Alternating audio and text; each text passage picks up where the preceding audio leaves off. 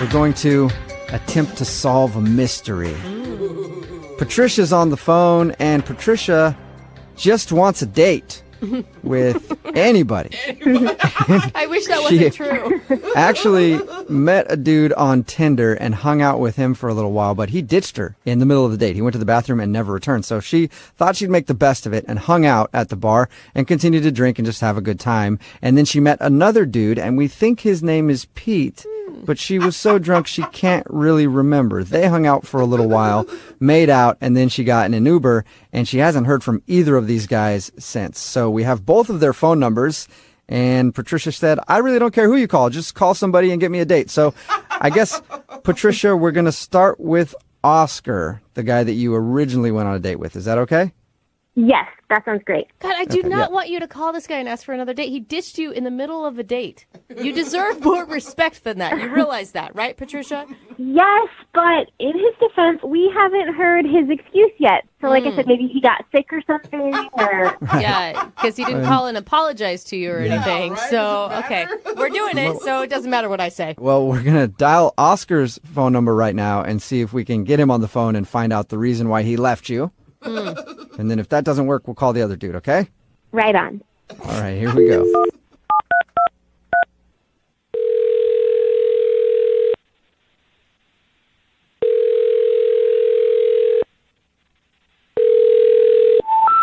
We're sorry. You have reached a number that has been disconnected or is no longer in... Wait, did you guys dial the right number?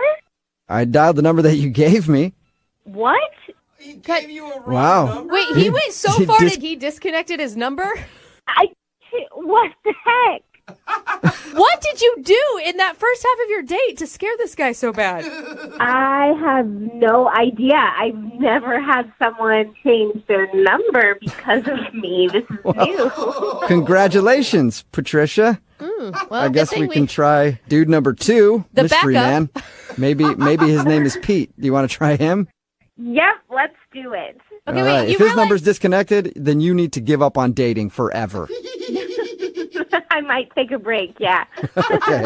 Are we just going to call him Pete? We're just going to gamble with that? At this point, who cares? As long as somebody answers the phone, we'll just call him whatever. All right, here we go, Patricia. I'm going to dial his number now, okay? Oh my God, I hope he answers. I kind of hope he doesn't, making this the shortest second date ever. No. All right, here we go.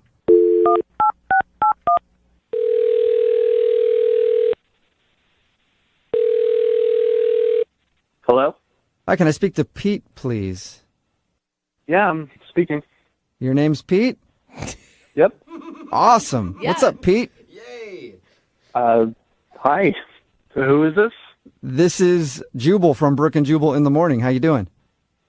Wait, what? This is Jubal from Brooke and Jubal in the Morning. It's a radio show. Have you ever heard of it? Okay. I'm going to go That with doesn't that's answer my question. Have you heard of it before? What's going on? I'm calling you today because one of our listeners emailed us about you. Her name is Patricia, and you met her at a bar a little while ago. Yes. Yes, I did. Oh, you All remember right. her. Patricia told us about the night that she met you and said that she's been trying to get a hold of you, but you're not answering any of her texts or phone calls. Well, yeah, I mean, what she did was pretty rude. Was she super drunk? Yeah, she was pretty tipsy, and it just kept going. How bad did it get? I mean, it got pretty bad. Did she puke on you? No, there was no bodily fluids. Oh. See, I'm already thinking, well, then that's better than I pictured for you guys. Yeah, that's pretty good. Is that the reason you're not calling her back? Just she was too hammered? No, I mean, we were talking. She told me this story about how some guy ditched her, and I felt pretty bad for her. So I was hanging out with her, getting to know her, and I guess she had reached a point where she was ready to go home, and she asked me to call her an Uber, and she left when the Uber came. Okay. All this sounds pretty tame so far, Pete. I'm not outraged yet. Were you just hanging out with her because you felt bad? No, I mean, she was cute, and we were having a fun time. Okay. Okay, so when did it go south? Well, when she left, she never paid for the bill. What? She just left everything out on the table. Her drinks, and the guy from before that ditched her. Shut up. Oh, that sucks. Oh, that's a big town. But she probably just forgot. If she was wasted, I mean, who hasn't wandered away from a bar and been like, oh, I didn't realize I didn't pay for that? I mean, she bolted out of that bar like she was on a mission. Wait, Really? so you think that she left you with the tab on purpose? I don't know. It felt like that. How much are we talking here? It was expensive. Not something I was ready to pay for. Oh, no. So you didn't really intend on even going on a date that night, and you kind of wound up in a date situation, and then not only that, you had to pay for her drinks and some other dude's drinks. He went on 2 dates, kind of. Hey. Yeah, I went on 2 dates, and I didn't get any action from anybody. I didn't even meet the first guy.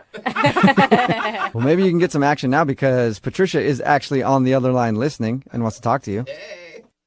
What? No. Yep. No. Hi. Oh my God, Pete, I'm so sorry. I didn't know that I did that. I was drunk, so I knew I needed to get home, which is why I was like, okay, I have to leave.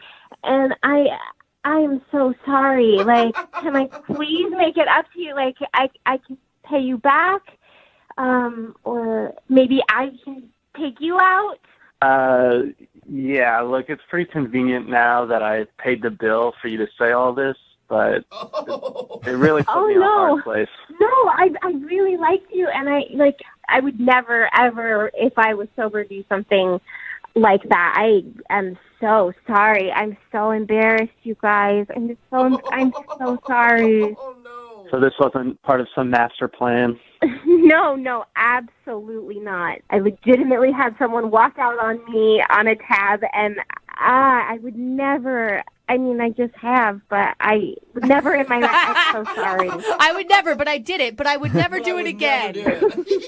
I don't know. I've heard of kind of cons like this happening before, and I'm easily scammed, so... Poor Pete. Oh no! Easily Oh my scammed. God! No, I want to make it up to you. Like, please let me make it up to you. Like, that's really awful. And I had that done to me, so I definitely wouldn't want to pass that bad stuff on anyone else. How do I know the first guy was even real? Wait, so are you saying that you think she set the whole thing up, like being at the bar and there was no first date just to get you to pay for her tab? Yes, it really felt like that. There was so much on that bill. I would never, I'm not that crafty. I got less about a date. Also, why would I go on the radio? She's bringing up some pretty good points, Pete. Like, I believe her. And you know, Pete, I can vouch for her that she did go out with another dude and he ditched her in the bathroom. How do you know? Well, because we called that guy. Well, And does he want to pay for the bill? Well, I don't know because the number that we have for him, it was disconnected, so we didn't really talk to him. so we actually don't know. What are you talking about? It was disconnected. I mean, this guy might not exist. You never talked to him. Well, but I had a phone number. None of this makes sense. She gave you guys a disconnected number and scammed me. I mean, it seems like this is all part of some plot of hers. I'm starting to feel like I got worked over, too. Wait. Yeah, maybe you guys are getting scammed.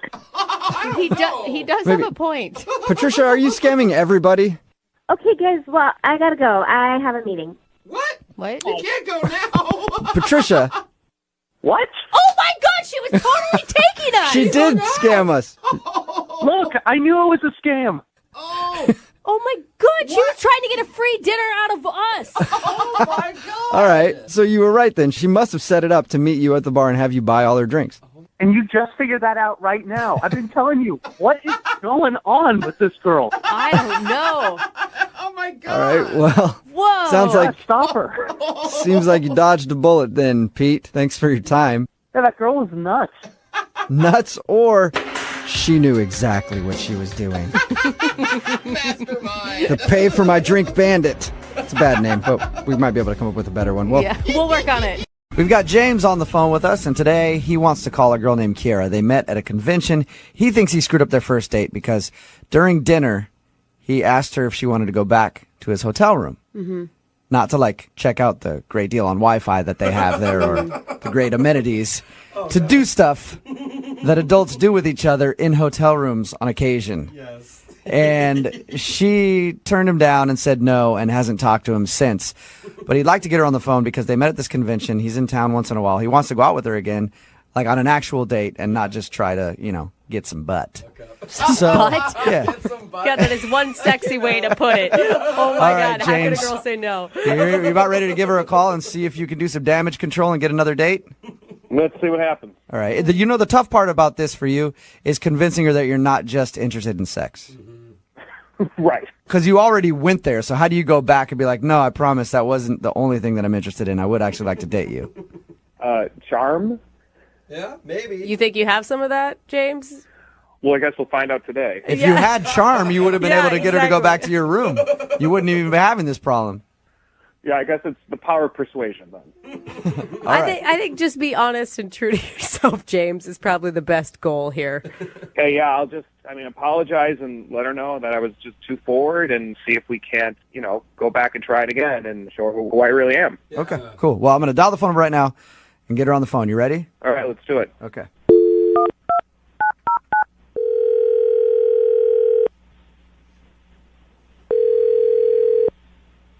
Hello? Hi, can I speak to Kiara, please? Speaking. Hi, Kiara. This is Jubal from Brooke and Jubal in the Morning. How are you? This is who? Jubal from Brooke and Jubal in the Morning? Jubal. I'm sorry, I don't know who this is. Okay. I'm calling from Brooke and Jubal in the Morning. It's a radio show. Okay. One of our listeners recently emailed us about you, asking if we could get you on the phone. Someone wants me on the phone? Yeah, sort of. We do a segment on our show called the Second Date Update. It's basically if you go out on a date with somebody and then blow them off, they email us and ask if we can get you on the phone and ask if they did something wrong. Who would do that? His name is James, and you recently met him at a convention. God, really? Yep. James emailed us and asked if we could get a hold of you because you're apparently not answering any of his text messages. Did you like James at all? Well, I liked him on our date until the very end, but no. Are you talking about the point where he asked if you wanted to go back to his hotel room? He told you that? Yeah, he did. Yep. He told us because we asked him about your date and about meeting you. He said that he really liked you, but he also felt like he kind of overstepped his bounds there, and he felt bad about it. He kind of overstepped his boundaries? I mean, did he tell you everything? That's all I know is that you guys met at a convention, went out for dinner, and he asked you to go back to his room, and that's the last he heard from you. That's all he told us. Okay, so did he tell you towards the end of dinner, and I understand we had both had a couple of drinks, but did he tell you that he said to me, hey, I'm in town every couple of weeks, and I would love to have you as my friend with benefits. That is seriously what he propositioned you? He was already trying to get me back to his place that night, which I figured out. Yeah. I mean, I'm not stupid. It's not my first convention, but just be like, hey, baby, I'm in town every couple of weeks. You could be my regular friends with benefits? What the hell is that all about? Is that really how he said it? Because that's not how he explained it to us at all. Well, I'm sure he's being all sweet when he explains it to you guys. He doesn't want to sound like a f***ing Yeah, good point. I mean, so... And then, when I said no, because seriously, I've known him over dinner for maybe an hour and a half, Yeah. he accused me of being a f***ing prude. No, he didn't. What?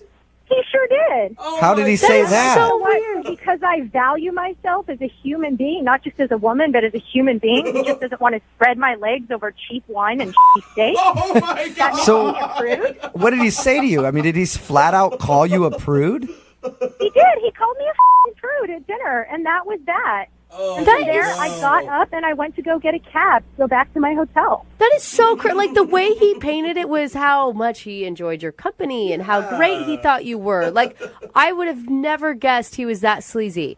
I would have never thought he was that sleazy when he so very nicely asked me out after we hung out all day. But as it turns out, he's no different than the majority of the sleazeballs who go to these conventions or are like, hey, time to hook up. Wife's not around. I mean, they're all f***ing kids. Does this happen a lot at conventions? Oh, my God, yeah. I mean, everyone who's ever been to a convention knows it's just like code for one big fest. That's funny. My You was friends. right. I was joking about that Oh my earlier. We were God. talking about it, and I was like, that's the way at least I would think of conventions. Wait, I mean, I guess you get a bunch of horny businessmen out there. Is this the first time something like this has happened to you? Actually, it is, because this is the first time I've ever said yes to going to dinner with anyone. Yeah. Normally, I just go, I do my thing, I hang out with whoever's there, and I just go back to my hotel room and go to bed. Yeah. So Dude. he told us that he tried to text you after your date, Oh, Hey. yeah, he sure did. Oh. Did he What not did just he say? apologize in his text? No. I mean, he did. He's like, listen, I'm sorry if things got out of hand. And I wrote him back. I'm like, just don't contact me ever again. And then the guy has the balls to say, well, you don't know what you're missing with this d-. And I'm like, what? That's so He really gross. said that to you? I still have the text message. Wow. my he gosh, he, that is he so- left all of that out. It didn't, from his side of the story, it sounds like he was very sweet to you after, like, I really apologize for asking you to go back to my room. That was so wrong of me. Mm-hmm. Wouldn't you love to just kind of talk to him about it, though? Actually, I really wouldn't like to talk to him about it. I hope I never talk to him or see him again Oh, at all. that's a shame, because he's on the phone listening right now and wants to talk to you. What? Yeah. Kira, don't you think you're like over-exaggerating this? No, I seriously am not over-exaggerating. I have those text messages that you sent me, and you're like a foul, crass pig, and I don't want All to right, talk to you well, anymore. Kira, please, just hang on one second, all right? I apologize for those text messages, and, it isn't really me, but, I mean, at the same time, we were both drinking a lot. I don't remember sending you that text message. I remember apologizing, but I don't remember saying anything about my d***. I wouldn't do that. I thought it was just another piece of proof at what a disgusting pig that you are, that I saved it, showed it to all the women that I know that are going to the convention in a week to make sure that they didn't as much as even say hello to you. That's so awesome. But you know what? You were the one that went out with me. Didn't you just say that you knew that's what these conventions were all about, and yet you came out to dinner with me? You can't place this all on me. What? I went out to dinner with you. I didn't go back to your hotel room with you and then suddenly become a prude. There's a big difference. I mean, learn it. Well, but here's the deal. You got me going. We were there together, and then all of a sudden you're going to walk away? That sounds like a prude to me. What? We were drinking, you were flirting, you were trying to get me going, and you got me going. Oh my gosh! Oh, James, that's so gross. why do you have to say it like that? Stop! It's true. You did it to me. You got me there. Oh my God. Seriously, you guys, I'm so sick of this guy. He's a pig. If you can't tell that, all of you are delusional. No, No, I I- don't think anybody doubts that. Everybody's on your side with this one, Kira. Once I heard the phrase "got me going" Oh, God. a few times in there, So I'm on board. Hey, Kara, regardless, would you like to go out with James again on a second date? I'd love to pay for it. No. Huh. No? Hell no. What if we don't get him going as bad on this date? Oh. I would sooner go out with my dog. Yeah, whatever, you prude. You need to learn how to throw your signals out. Yeah. Yeah, it's definitely Kira's fault. Go get a prostitute next time, honey. Well, you know what? There's another convention coming up. I'll see what I can do. Now you guys got me going with that whole prostitute thing. And when you got me going, you got me going. Hey, Amy? Yep. Before we get into the second date update, you're a musical therapist. You help people deal with their problems through music. And I can sense that you're a little nervous right now. And so I thought maybe I'd help you out and let you know that you gotta have faith. You gotta have faith. Faith. And see, I feel more at ease now. Don't you? You're joking now, right, Amy? I can't tell when you're joking and when you're not. With that one a little bit, yeah. Okay. Amy, I wanna touch your body. Whoa, Jubal. Too far, man. Weird. The lyrics of the song. No. Okay, we're about to call him, and if for some reason you missed the first part of the second date update, like I said, Amy is a musical therapist. She went out with a dude named Rick. He was late for the date and was stressed out, so Amy tried to help him by using her craft and singing him a song. She sang him Smash Mouth's All-Star because that's one of Amy's go-tos. I can't help but laugh at that, Amy. If you listen to the message, I can see why. It's positive. Exactly. It's helped so many. Right? So if that's the reason he's not calling you back, are you willing to stop singing on future dates? I mean, I'm willing to maybe tone it back a little, but this is something that I truly believe in. Yeah. Right. And I can't really be with someone who doesn't support and appreciate that, you know? And you know what that is, Amy? That's stating your needs and setting a boundary, and I support that. And I'm going to call him right now, all right? Wow, you really have had a lot of therapy, huh? Yeah. Yes, I have. Now I'm going to dial Rick's phone number and see if we can get him on the phone and find out why he's not calling you back, okay? Okay, I'm ready. All right.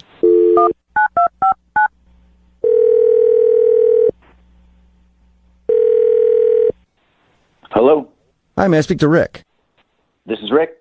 Hey, Rick, how are you? This is Jubal from Brooke and Jubal in the morning. Oh, hi.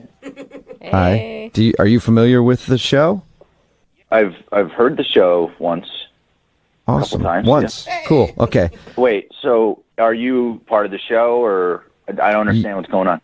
Yes. Yes, I am. I'm the Jubal part in the Brooke and Jubal in the morning. I'm speaking to Jubal. Yes. Actually, you're speaking to the whole show. Yeah, we're right here now. too. Hey, Rick. What's up? Okay, this is strange. Rick, the reason I'm calling you is we do a segment on our show called the Second Date Update. So we recently got an email about you from a woman named Amy. Oh. You remember Okay. Amy? Yeah. She emailed you? Yes, she did. She told us that you're an all-star and that you should get your game on and you should go play, man. Okay. Oh my God. So she told you what happened. Yes. Yes. It is She told us about crazy. your date and she told us how she's a musical therapist and she told us about how she thinks singing to you on a first date might have scared you off. Okay. Scared me off. Not necessarily. Yes, she's a musical therapist. Wait, hold on. You weren't freaked out when she started singing Smash Mouth to you? I mean, I was just taking it in. Just like someone like singing to you is kind of weird. But okay. But here's the thing: the next day and like the week after that, I had those songs stuck in my head. Oh, yeah. I mean, just even talking to her and going through that song, I can't stop singing it in my head. Yeah, it's kind of stuck in my head too. I mean, the songs that she was singing to me were so catchy. I've heard to refer to as earworms. They just wouldn't leave my head. Oh, really? And that's why I didn't really call her back. Do I need more of that in my life? You should be happy she didn't sing Who Let the Dogs Out. That would have definitely got stuck in your head. Wait, no, it's not the actual singing. It's that the songs were too catchy that she sung to you.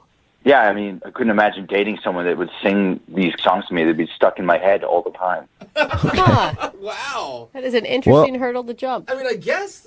Rick, I wish I had a song to sing you about this, but I can't think of one. But Amy is on the other line listening and wants to talk to you. So she's been listening? Yes, she has. Oh, I could have sang Mr. Telephone Man. Well, that would have been good. What about- Anyway, Hello? sorry. I'm stuck on that, and I need to concentrate on the fact that Amy's on the other end. Amy, you still there? Hello. Yeah, I'm still here. Hey. Are you? Hi. Hi, Rick. Listen, I hear what you're saying about the songs being stuck in your head, but I just want you to know that they're supposed to travel with you throughout your days so that as you go about your everyday life, just in the back of your mind, it's going to make your day a little bit better. And if you can just incorporate that into your life instead of trying to push it away, then it'll have infinite benefits. Whoa. Yeah, but the songs that you sang to me kind of suck. Hey, I mean, he's got a point. Having your life overtaken by Smash Mouth is not... Well, then, do you know what you need to do, Rick? You just gotta shake it off. Shake it off, because players gonna play. And haters gonna hate. What's going on? What are you doing right now? I am telling you that I am a musical therapist, Rick. I'm telling you to use these songs to help you through whatever issue it is that you're going through, whether it's with me or with your work. And you know what? If you finally put those walls down and embrace it, you will be walking on sunshine. Walking on sunshine. Dude, Amy, I'm with you on that one. Don't you want to feel good? I can't with Amy. I mean, I want to feel good, but it's really annoying. I can't live like that. I don't know what to tell you. It's not a matter of turning it on and off. It's when the moment moves me, I have to help. That's my calling in life. I understand that, but I mean, when I was late, the only problem was I left my keys at my house. It wasn't it wasn't that big of a deal. I don't understand why it was worthy of a song. Because, Rick, it was obvious that it wasn't just about your keys. Then what was it? I mean, The reality of the situation is that when you got there and you were finally sitting down, you didn't let it go. Your mind may have been focused on the keys, but I could tell that there are much bigger underlying issues that deserve exploration, Rick. You got to help that inner child get his keys back, Rick. I mean, yeah, maybe you're right. I haven't really thought about it like that. Yeah. Really? You guys, this is a There's date. an inner child in you who can't find his keys, and you're too focused on finding the adult's keys. I don't know what's going on. This is not a therapy session. You know, I think he's joking, but at the same time, he has a really good point, Rick. That's why I chose to sing to you. I mean, to be honest, I don't know where to go with this. I mean, should I like go on another date, or should I just seek out therapy, or? Sounds like free therapy to me. Yeah. Questioning life now. Rick, I think you go out on another date, and then maybe she can refer you to somebody else. But would you like to go out with Amy on a second date? We will pay for it. He's so confused. I mean, she did bring up some good points about the keys and how I get very stressed out, like really easily, and it actually makes me think a lot more. And I think I would like to continue that conversation. So yeah. What? Hey! Okay. This is the most surprising second date update I think we've ever done. Well, I think we need to figure out if this is going to be a date or if this is going to be a session, because I can't actually mix my professional and personal lives in that way. So if you're looking for help and not companionship, then I am going to have to charge you. What? Like the first date, you're mixing all over the place. You know, I need to know, is this Rick wanting to seek another therapy session, or is he actually looking for something romantic? Rick, we need you to clarify. Do you want more counseling with Amy, or do you want to go on a date with Amy? Yeah, I think the more helpful thing for me would just be therapy, just to do the session thing. Whoa, Okay. really? So, You know, Rick, I think you've made the right choice. Of course you do. and Rick, we all support you in your decision. So I guess here's the thing, though. We do pay for a second date update. I'm sorry, I can't pay for counseling sessions with Amy. Not like even one. Okay, we'll do your first session. Fine. We'll pay for your first session with Amy, and then after that, you're on your own. Okay, that sounds good. Okay. Oh my God, I think that this is more successful than any other second date we've ever had. But let's not forget about Amy. Amy, you didn't get a second date, but you did score a new client. Well, you know, that's okay, because I know that my heart will go on. I'll make it. Yay! That was great. And Amy, actually 2 new clients. Do you have anything on Tuesday around 2 o'clock? Today is not going to be your traditional second date. Okay. Okay. What do you got in store? This is the first time we're going to be proposing a husband swap. Hey, let's do The it. listener and Brooke have both agreed to trade husbands for a weekend. Unfortunately, we can't make it happen because Brooke lost the key to her husband's handcuffs. So we're going to have to go in a different direction here. Shut up. I would not trade my husband for the world. Sorry. It's nice that you say that It when is. you're in It's public. true. If any It's not police because are of the listening, that's for you. Okay? It's not because of the key. Okay, well, we're switching directions here, and instead, one of our listeners, Phil, says that they've been dating a woman for a while now, but he's never actually met up with her before. So let's find out what's going on. What's up, Phil? Hey, how are you? So when you say you've been dating for a while, but you haven't actually met up, do you like virtual dating? Is that what you're doing? Yeah, we have like phone dates and stuff. You know, I hope it's virtual dating. He's like, no, I've been dating her in my head. You got to check these days. Well, like, have you Jose. seen her on a camera, maybe? Is that what you mean? She knows you're dating as well is the important question. Yeah. I think so. Yeah. Okay, so I think so. Oh. Let's start by finding out what's her name. Her name is Wendy. Wendy. Okay. And have you seen a live video of Wendy so that you know that she's not like catfishing you or Yeah. something? Because that would be the automatic first thought of That's why right. she wouldn't want to schedule an in-person thing. Mm-hmm.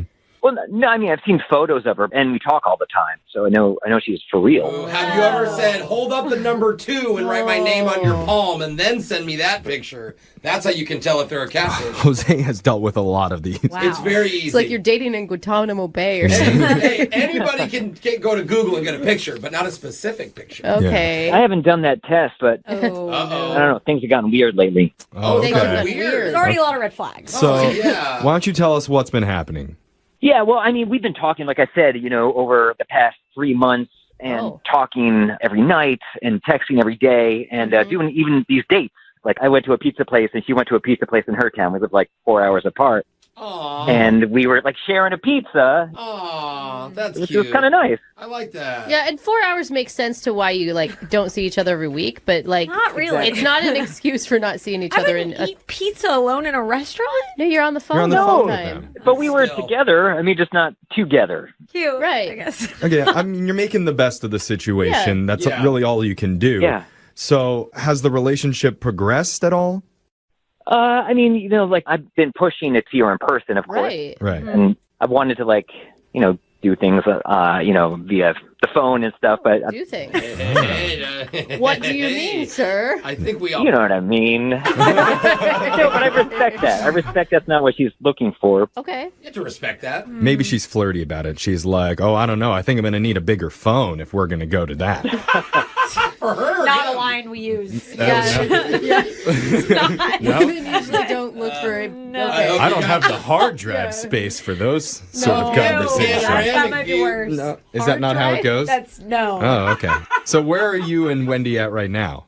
Well, because it's been going on a while, I got to the point where I really want to see her in person, and so I bought her a ticket to come visit me, and she was supposed to come out last weekend. Oh, you're even flying her. Whoa, Yeah. nice. But I got a last-minute text saying that she didn't make the flight. What? Oh, Wait, so she that's went... sketchy. I mean, it went up to the point where she was supposed to be on the plane and didn't get on. But it's not like it's like no one else used the ticket. I got a refund for the money. So it's not like she's taking my money. I haven't sent her anything. Doesn't matter. Still, man, that's a little Why? sketchy, Why dude. did she say she missed the flight?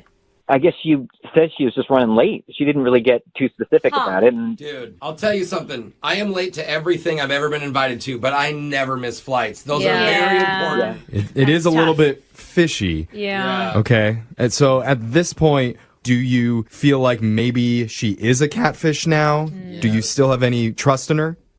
I do have some trust in her. I'm obviously thinking the worst possible, but this is one of the most beautiful connections I've ever made with anyone. So I don't want to just walk away. I want to find out what's going on. And So it could turn out something where maybe she isn't the person in the pictures. So a catfish. But would you still be interested in her? Maybe she just is really self-conscious about the way she looks, and that's why she's been doing the catfish thing. I mean, it's not like she's sending me glam photos or anything. They just look like a person in everyday life. And I mean, to me, I think she's beautiful, but it's not like... Right, I'm saying that might not be her. Yeah. Well, I hope you fell in love with her personality. 'Cause That's what I'm definitely saying, not who I think- she is, bro. No, she seems incredible. Okay. That's too good to be true, man. It's also possible that this woman could be in a relationship with some other guy 4 hours true. away. That's true. Maybe she's married. Maybe she's got kids. Maybe she's a spy for the lot of FBI. possibilities. I don't know. So that's what I'm concerned about, the other relationship. And maybe she has a family or something. I don't know. Okay. Well, this this is a call could be a mystery. way to get some clarity, a little bit of closure, figure I out where feel- this relationship is going. I feel like we're on MTV's Catfish. We're the radio catfish people right now. I know. We're So gonna much on find the out. line. Why aren't they always nervous about this? I'm really nervous. Okay. Well, we may bust a catfish right after this. I don't even care if she's not a catfish. We're still going to bust her. Yeah, we are. Alexis, calm down. We're going to get her. She might be a nice person. A lot of Or busting not. coming in this next segment. Just hold on. We're going to do it right after this. Here I am, just sitting on the edge of the dock. Oh. Feet hanging off the edge. Beautiful sunny day with my line in the water. Just fishing for cats. Oh, man. Oh, I get it. Uh-oh. Oh, holy pretzel bites. That ain't no catfish. This be a sharkfish, boys. I don't think we can reel her in. Quick. Oh, no. Abandoned ship. Abandoned ship, y'all. Oh, jump! Everyone get out! I'm in the water. Every man for himself. I can't swim, Jeffrey! Here's Push him down! Oh my God! Push me down! What the? I'm trying to rescue him, Jeffrey. What are you doing? If you're just tuning in for the second date update, We are not good in emergency situations. no, guys. definitely don't go on a boat with any of us. But we're trying to help one of our listeners named Phil determine whether or not the woman that he met 3 months ago, Wendy, is a catfish. Yeah. They've been talking on the phone a lot over the past 3 months. They never met up in person. Yeah. He even bought her a plane ticket to come visit him this past weekend. And on the day of the flight, Wendy called and said, "Oops, I missed it." Yeah. Missed it. And so at this What a point, coincidence. Phil has pretty much reached his limit, and he just wants to know once and for all, is Wendy for real, or is he being catfished? And that's what we're going to try and figure out today. Phil, how you feeling, man? I guess a bit nervous. I mean, I really like her. I've never felt this way about anyone. Well, I mean, maybe it's just, I know everyone in the studio right now is having a hard time believing she's not a catfish. Yeah. You know, if she is, maybe she has a good reason for it. Maybe you can hear her out. Yeah, I just want some kind of answer because it's either this is going to happen or it's not going to happen. This is the make it or break it moment. And you deserve that. You deserve the truth. Thank you. All right, man. I'm going to dial Wendy's phone number. We're going to find out, catfish or no. All right. Let's do this. Here we go.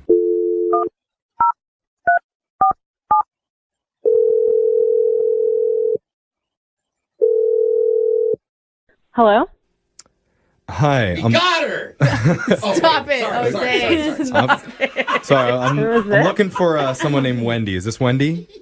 Yeah, this is Wendy. Okay. Okay. Hi, Wendy. good. My name's Jeff from the radio show Brooke and Jeffrey in the Morning. What is this about? This is about your dating life. It's a segment that we do on our show called A Second Date. Guys, I'm actually really busy right now, so could you just call back later, maybe? This won't take long. Yeah. Just a couple minutes. And yeah, we only work in the mornings, so we can't really do much later, but we'll make it really fast for you, okay? The guy who wants to get in touch with you, his name is Phil. Phil? Yes. You know him, right? I mean, he thinks you guys have been dating for like 3 months. Well, it's complicated. I don't really know what I can say, what I can't say. You can say everything. I don't know, though. I mean, this is so embarrassing. It's okay. Here, why don't I tell you what we know? We know that you and Phil met online about 3 months ago. You've been talking a lot, and Phil feels like he has a really strong connection with you, and he's been trying to arrange a meetup in person. Yeah, so you found out I didn't get on the plane. Yeah. I mean, you gotta understand. This guy is invested in what he thinks you two have. If you've been lying to him this whole time, you owe it to him to tell the truth. I mean, there's something that he doesn't know, which is that I couldn't get on the plane because I actually live in the same city that Phil lives in. That would make it hard to get on a plane in another city. What do you mean? Yeah, explain. Okay, so the pictures I gave Phil online are actually not of me. Knew it! Ambush! Get her! Stop The it. ambush is Stop starting. it. Come on! Stop it, Wendy. Wendy. I promise it's not what you think it is. Just hear me out. Listen. Okay, so Phil and I actually know each other from work. What? Wait, you guys have met in person before and he doesn't realize it? Whoa. We have met in person before, but he doesn't know that I am the one that he's been texting. Oh, no. Oh my God, my mind just got blown. Wait, Okay, why? hold on, yeah. Why? Why are you doing this? What's going on? Okay, so I've had a crush on Phil for the longest time, and, I just didn't think he was interested in me. He never gave me the time of day. So I just tried something, and then it seems like it's backfiring, and I don't know what to do. Snowballed on you. I just feel for you right now. Okay, so basically you've hard. worked with Phil for a long time, had a crush on him, and didn't know any other way to build a connection. Yeah, and I feel like now that we have built this connection, I'm like, how do I tell him the truth? Like, what do you even say? Oh my God. Have you run into him in person since this has been going on? So we don't see each other like super often, but I've seen him like across the hall, like, passing to get coffee or whatever, and it's just like, I just avoid him. Oh, see. my God. It is a It's to say hi. He's like, look, I'm dating someone. Leave me alone. It's a tough situation to be in on your end. I get where you're coming from, Wendy. I mean, it must feel good to like at least tell somebody what's really going on. Yeah. I mean, it definitely feels good to get it off my chest. Maybe it'll make you feel even better to know that Phil's actually been on the other line listening this entire time. Oh my God. Phil? Deep breath. Hey, Wendy. Hi. Hi. Hi, I'm so embarrassed right now. Oh my God. Yes. Hi. I'm so sorry, Phil. I'm so sorry that you had to find out this way. I can't believe you let me buy you a plane ticket when you're in the same city. I mean, I know. I'm sorry. It just got out of control. Like one thing led to another, and then here we are. I don't know. I really don't know what to say other than I'm super sorry, and I never meant to put you in this weird situation. I'm extremely embarrassed and just like, I'm so sorry. I mean, this was like 3 months of my life, and I just thought, I thought we had something real. I don't know. I truly never meant to waste your time. Oh my God. That's the last thing I would want to do. I really respect you, and I don't know what else to say. Phil, do you know? I mean, you know Wendy now then. This is marketing, Wendy. Yeah. You always acted like you hated me.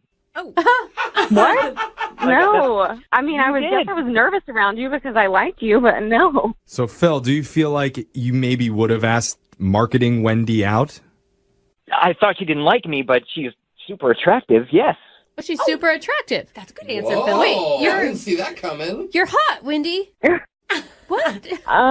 Well, I mean, I appreciate the compliment, but he's definitely coming on a little strong. Oh. What? You've been talking for 3 months. What do you mean coming on strong? Tone down the compliments, Phil. Just say she's okay looking. Wendy, aren't you relieved? Aren't you excited? Like, I thought the whole reason you were using someone else's picture was because you didn't feel good about yourself. Yeah, I mean, I am excited, but it just feels weird because, like, why wouldn't he have asked me out? I don't know. I mean, it just seems weird. He thought you hated him. Yeah. Wendy, I just got to say, I mean, if you are anything like the person I've been speaking to on the phone these past 3 months, and you are the person I've been seeing these past few years, then I'm mad about you. He's mad You're about angry? her. No, not at her. About her. Okay. That's confusing a It's little a bit. step underneath love, you guys. Let me help him. Okay. He really, really likes you. Okay, yeah. I mean, you're coming on a little strong here. What? That's a good thing. I think we're still in the like getting to know each other phase, obviously. For 3 months? Well, this How is. slow can you go? Remember, this isn't Wendy that lives 4 hours away. This is work Wendy that he's getting to know now. I don't No. remember. They're the same person to me now, Jeffrey. Like, this doesn't make any sense. Wendy, this guy is forgiving you for catfishing him for 3 months. A guy who you said you were totally enamored with, and now you're not sure? I mean, he just sounds more thirsty than before, so that just gives me such a weird vibe. Weird vibe. Oh Wendy my likes to play God. games. Always You like are what you nuts. can't have. She's nuts. Yeah. At first you're saying you're into me, and then once I express some interest in you, actually knowing who you are, what you look like, and then you react like you're not interested at all. Like, it makes me wonder, were those conversations we had at all sincere? I mean, those were all real conversations, and I was really invested in our conversations. But when we were talking before, you didn't sound as desperate as you sound right now. Oh, jeez. What does that even mean? I just said I like you, and I said you were super attractive. I don't. You're sounding awfully desperate there, Phil. No, Jeffrey. That's what I thought. I mean, he sounds desperate, don't you guys think? No. I mean, the I'm men on I board date with don't you now, compliment me. Wendy. No, Phil? Wendy, he's just trying to tell you he likes you. I do have to say, we've never asked a catfish for another date, but knowing they're a catfish. But in this case, what do you think, Wendy? I mean, if Phil tones down the thirst, would you be willing to give him another shot and actually go out on a real date in person? We'll pay for it. At this point, it's just going in a different direction than I really imagined, and he's just coming on too strong, and it's just not what I thought. Oh, We should have hung up when she said she was busy. It's like you got rejected twice. Phil, don't rub it in. Phil, I am sorry. There's got to be some much more sane person out there for you. Yeah, like they say, there's plenty of catfish in the sea. Yeah, I hope so. No, you don't, Don't want more catfish. No.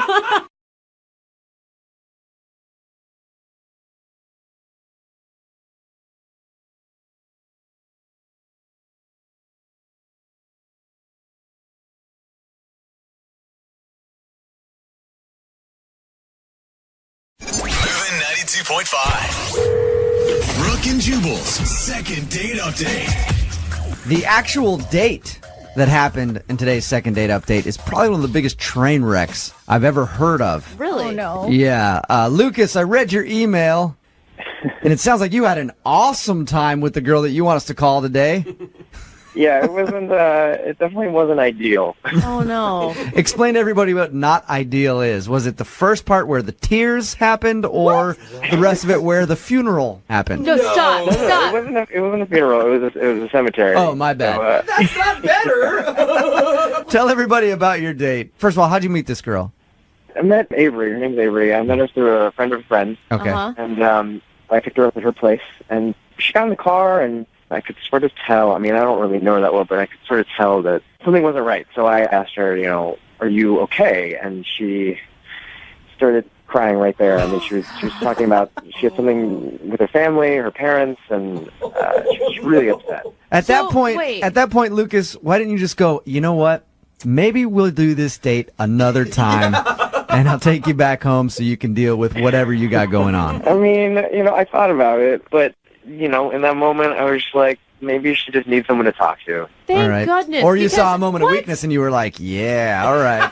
I know how this is going to end. You guys, he's just trying to be a nice guy. You can't drop a crying girl off at her house just to let her cry by herself. Yeah, she just seemed like she needed to get a lot of stuff off her chest, So what was wrong? Did you figure out what was going on? I mean, just something with her parents. She had gotten a big argument with them about, she said, her life choices, I guess. Whoa. And eventually the conversation got into her childhood, and it got pretty deep. Yeah, see, at that point, I think you should have maybe ended the date. But I can't even believe your next step. Oh, no. Lucas took her to a cemetery. What? Why? What? Why would you take a crying girl? Look, okay, hold on. Because in my mind, I was thinking, we definitely can't go to a restaurant at this point. Yeah. I mean, she was full-on ugly crying kind of. Yeah. The circumstance. Good for you for sticking with it, though, Lucas. Lucas, it's impressive that you were even able to stick with it this long. If that happened to me, 5 seconds, I'd be out, dude. God, you could at least take her to ice cream to cheer her up. How did you get to a cemetery, dude? I was like, we gotta go somewhere. That it's not going to be ridiculous that she's crying so much. So we happened to drive by a cemetery, and I thought, in that split second, I was like, this is the perfect spot. That is, yes. I suppose. Look, it's quiet, it's private. There's not a lot of people. So in that moment, I thought it was the best choice. Plus, you can always use the perspective of, hey, things could be worse. Yeah. You could be dead. Look at that guy, and that person over there. What did you say to her? I mean, I was like, look, this is just a quiet place where you can just do your venting, and and I'll just listen. And okay. She was really being open about all this stuff about her family, and weirdly enough, I thought that there was a connection. Is this your new thing now, Lucas? You're gonna start taking people on cemetery dates? It worked out so well for you. It'll be a thing, yeah. All right. How did everything end with her? I sort of, after all this stuff she'd been revealing, I felt kind of closer to her, and so I put my arm around her, and we walked to the car, and then, I thought it would be an okay moment to try to kiss her. Oh. Well, after all that? Yeah. Oh, no. That is a bad choice on so many levels, Lucas. That's coming from Jubal. Yeah. Look, looking back at it now, obviously it wasn't the best decision. She just poured her heart out to you about some family issues she's having. She's been crying, and you're in the middle of a cemetery.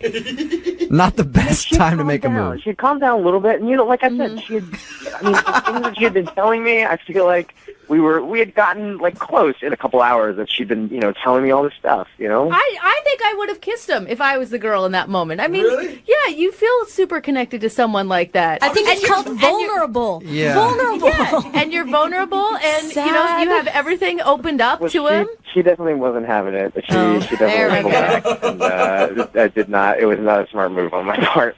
You said she wasn't into it. What did she say when you tried to kiss her? she sort of stepped back and was like, you want to kiss me in a cemetery? She basically just wanted to go home at that point. And you still want to call her for a second date update. Ballsy. Like I said, I felt by the end, Mm-hmm. even though, she wasn't receptive to the kiss, that there was some sort of connection there. Well, she obviously trusted you. She told you all that Totally. stuff about her like childhood and stuff. Or she's crazy. Well, we'll play a song, come back, call her, and get your second date update, okay? Great. Thanks, I'm guys. excited about this one. Moving 92.5. Brooke and Jubal in the mornings. Second date update. After the first date that you had, Lucas, I still can't believe that you want to call this girl and do a second date update. You're sure you want to go through with this? Yes, I'm definitely sure, yeah. If you missed the first part of the second date update, Lucas took this girl Avery out he met through friends. Soon as they started driving to go to dinner on their date, she broke down in tears because of some stuff that was going on with her family. That wasn't enough to scare Lucas away, so he decided, you know what, we can't go to dinner. This is going to be awkward now. I'm going to stop at the best place possible, a cemetery. Yeah. And walk around the cemetery and let her spill her guts there. I know is the only option you had, Lucas. And then when Lucas tried to kiss her at the end of the night, she pushed him away. I was like, you want to kiss me in a cemetery? I don't think so. I never asked you, Lucas, how many times have you tried to get a hold of her? It's been a week now. The text I sent, she just hasn't responded back to at all. Just nothing? She hasn't, apologized profusely and said, oh, my God, I came across as a crazy nut job. Let's do this again. No, I haven't heard from her at all. And honestly, you still find her super attractive. I do, yes, I do. Okay. Sometimes crazy can be hot. I'm not going to lie. Seriously, though. All right. All right, Lucas. Well, we're going to give her a call right now, see if we can get her on the phone, okay? All right, great.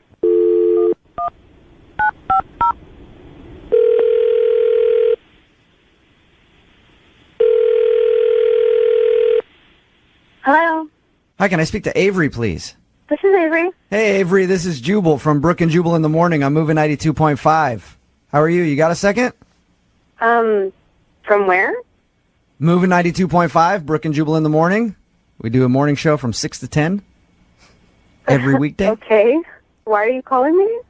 Well, I'm calling you because you recently went out on a date with a friend of the show, and he thinks that you're avoiding him and don't want to go out on another date with him, so he asked us to call you and find out if you did something wrong on your date. Oh, okay. I guarantee you remember this little date that you went on. It should be pretty memorable. I mean, not to be weird, but I've been on a couple dates recently.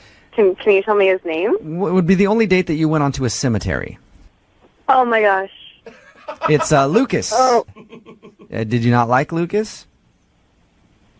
So he told you about the cemetery. How much did he tell you about this date? Oh. He just, kind of told us there was a weird moment after he picked you up where you were having some personal stuff going on and got kind of upset, and then he decided to stop at the only place that he could find where he thought you two could talk quietly, which was a cemetery.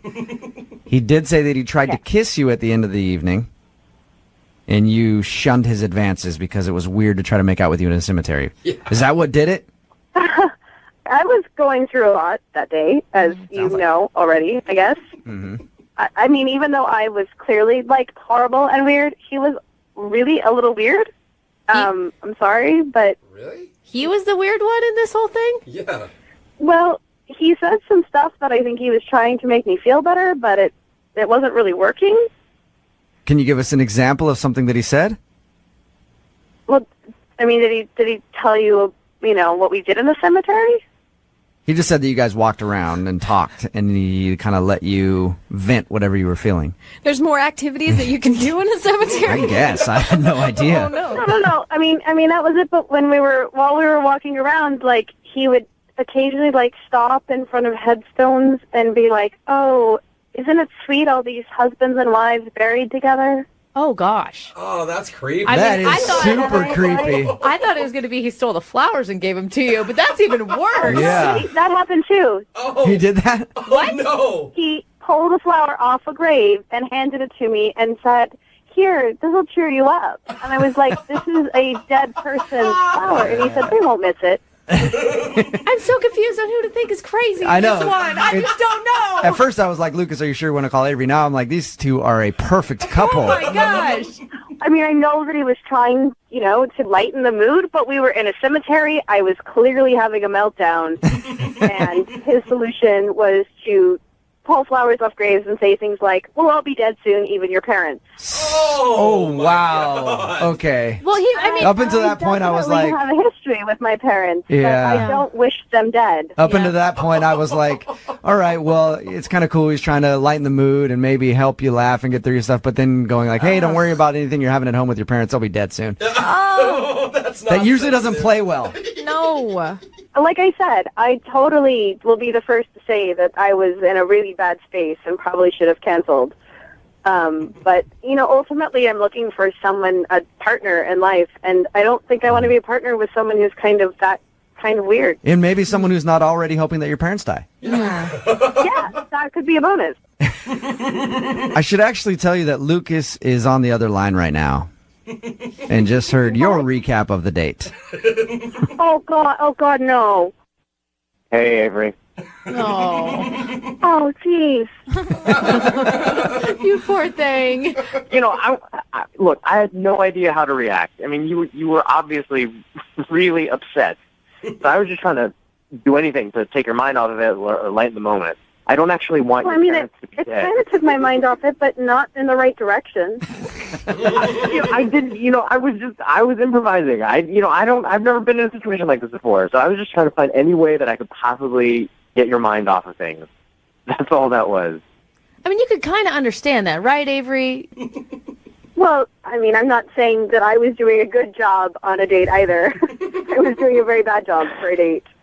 But I feel like if this is your go-to response to say, "Oh, your parents will be dead soon," and you put flowers on graves, like that's bad. Look, that's a bad solution. Okay, it was obviously a terrible, bad attempt at a joke. But the only reason I said it was just to try to get your mind off of things, change the subject. I wasn't, not thinking that clearly either.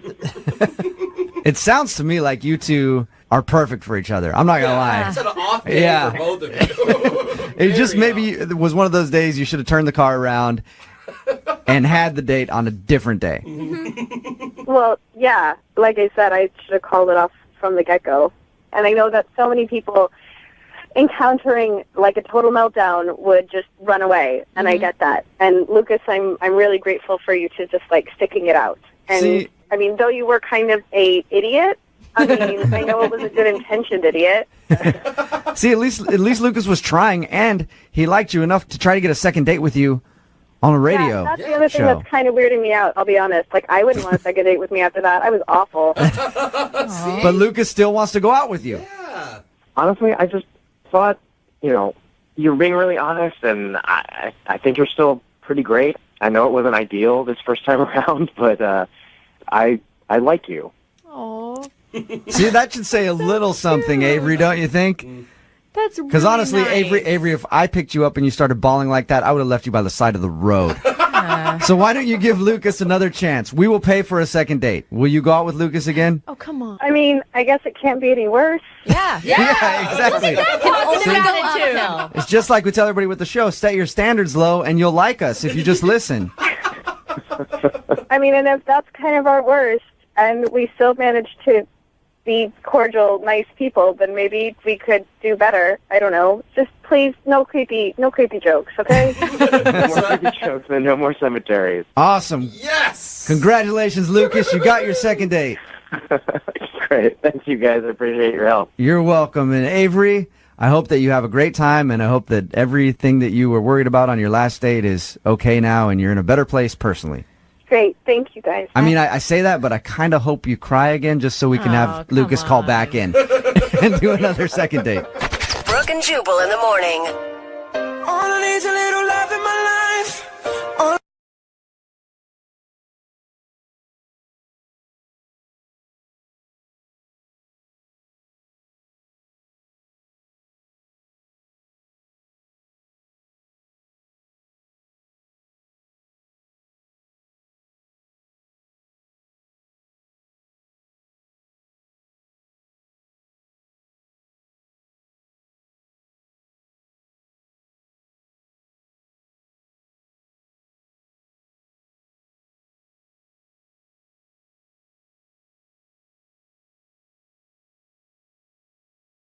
Need LASIK? Trust the experienced team at the LASIK Center at Evergreen Eye Center. No glasses, no contacts, no limits. What will you do?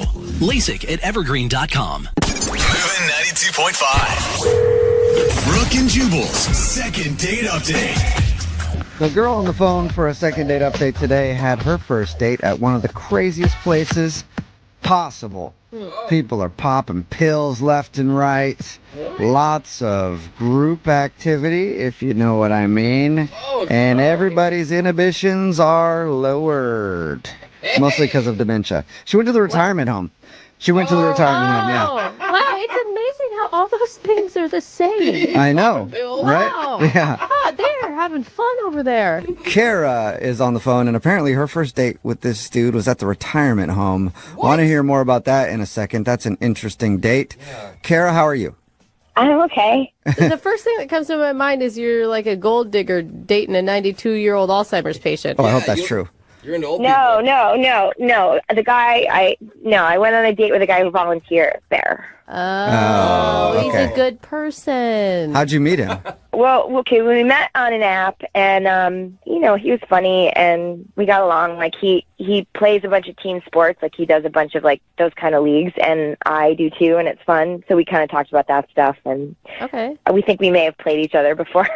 That's so awesome. It's kind of funny. Okay. So how did he strike up the idea to go on a date at the retirement home? Well, that wasn't it. He was like, "Let's meet up," and he just said a street corner. Uh-huh. That's scary. You meet a dude on an app and he's like, just meet me at the corner of whatever and whatever.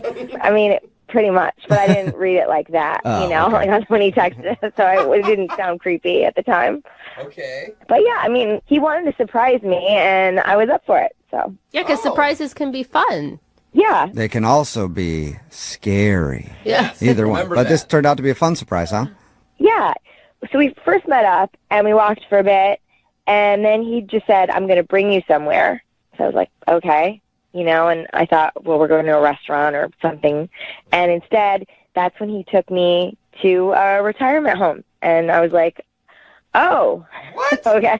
Yeah, he said he volunteers there sometimes. And then I was like skeptical, like that this was going to be fun at all. Like I just thought it was going to be lame. Yeah, of course. Like, and he's going to try to teach me something or whatever, and like a life lesson. Oh my God. But did he know all was he friends with all the old people in there? Yes. Yeah. It turned out to be sort of cool. Like, okay, so he's there all the time. I would fall instantly in love with him. Really? Oh my God, old people are so cute, and like they're cute, but the smell. Someone who volunteers and they're cute when they're befriends contained. them. Oh, you guys! When they're contained, when they're not like out walking in your way or screwing up airport lines, things like that. Yeah, if you keep them in a confined space, old people can be very. You guys are awful. Very nice. So, did you enjoy the retirement home? Yeah, I mean, my grandfather passed away pretty recently, and it kind of reminded me of him, and that was cute, and I don't know. And he was sweet. Like, Corey was sweet. He was nice to them. They really got him, and we ate dinner with them. Like, it was a wholesome time. Like, we played card games. Wow. It was all, like, but we had one kind of awkward moment, and it was, like, this woman who lives there. She was like, "Are you boyfriend and girlfriend?" And we sort of said, "No, this is kind of our first date." And she was like, "Well, you should kiss." So yeah, Granny. Whoa. Yeah, she wanted some action. Yeah. They are fighting. You've heard about the STD reports at these senior citizens' homes. They're lot there for there. a reason. Apparently, you got to watch her in that retirement home. So did you guys make out in front of him? No, I mean, it was just sort of this awkward peck on the cheek, cute. And then the lady, she clapped. Oh, that is kind of That's really sweet. Why was that awkward, though? It was just like, are you boyfriend and girl? It was just I don't know. See that part. And you've never kissed, and it's like, kiss each other. Yeah, and then being forced to kiss with old peering eyes looking at you. So was that the most uncomfortable moment of the evening? Yeah, I mean, it was fine. And then when we were leaving, he walked me back to my car, and he kissed me for real. Aww. Cool. Oh. And that old lady popped up from the car seat in the back and was like, yeah, good job. That's what I'm talking about. Yeah. I was hoping you'd really get after it. Yeah. Take off his shirt. No. No, she says no. How was the kiss? Yeah, it was good. I mean, it wasn't like a big thing, but it was just really nice. It was like first date kid. Okay. Got it. But now it's been a week, and he's, like, we're texting here and there, but he's not asking me out again. Okay, and if you tried to, like, hint, or have you asked him out?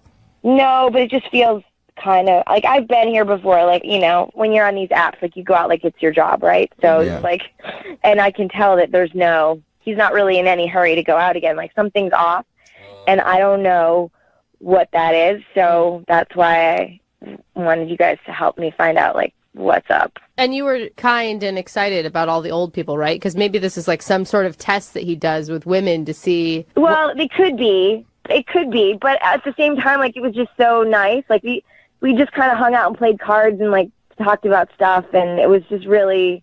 It was easy. Yeah. There wasn't any, like, in the back of my mind now I'm thinking, was that a test? I don't know, but I don't think so. It just didn't, it seemed like it was just like, this is something that's important to him. But you were good with the old folks. You didn't try to, like, fight one of them. No. All right, well, we'll play a song and then come back and call him and get your second date update, okay?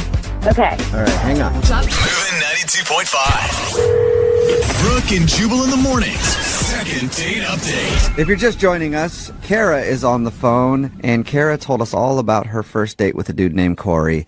They spent it in heaven's waiting room. Oh my gosh, don't say it like that. I mean, that's a nice thing. Otherwise, take a number. known as a rest home. Yeah. Because Corey, I guess, the dude that she went out with, volunteers at that rest home, and he wanted to take her on a date there so they could spend time with some of the people that live there, and they just hung out, had dinner, played cards, and she said it was actually a lot of fun. And Kara, I don't want you to blow this. I want you to get a second date. I really do. Okay. Why are you so invested? Well, because, Kara, you have an opportunity here that I don't think you realize, all right? Retirement homes are really a great opportunity if you can get in. Because you can steal a lot of stuff from those people. Yeah, they, like jewelry and stuff, they don't even know what they have. Like, you can really, and once you're on the inside, it's hard to get in there. Now that you're on the inside, this could be a great opportunity, not only for love, but also to acquire some awesome jewelry. You are sick. Okay. What are they gonna do? Chase after you? Oh my No. God. No, You they're guys not. are awful. I mean, I thought at least you were going to say you're going to try to get in on somebody's will, not just up and steal from them when they're still alive. I got a buddy who works on one. He sells bedpans wholesale. Makes a ton of cash. So it's a great financial opportunity for you as well, Kara. Good tip. Thank you. You're welcome. Any last words before we call Corey and see why he isn't calling you back for a second date? This one felt like a little different. Like, it was like we had chemistry. It felt like it was going in the way that we'd, like, go out again at least. But it's just been fading, and I don't know why. And Okay. So you like this guy, and you definitely felt potential. yeah, for sure. Okay. Well, I'm going to dial his phone number right now and see if we can get him on the phone. Here we go.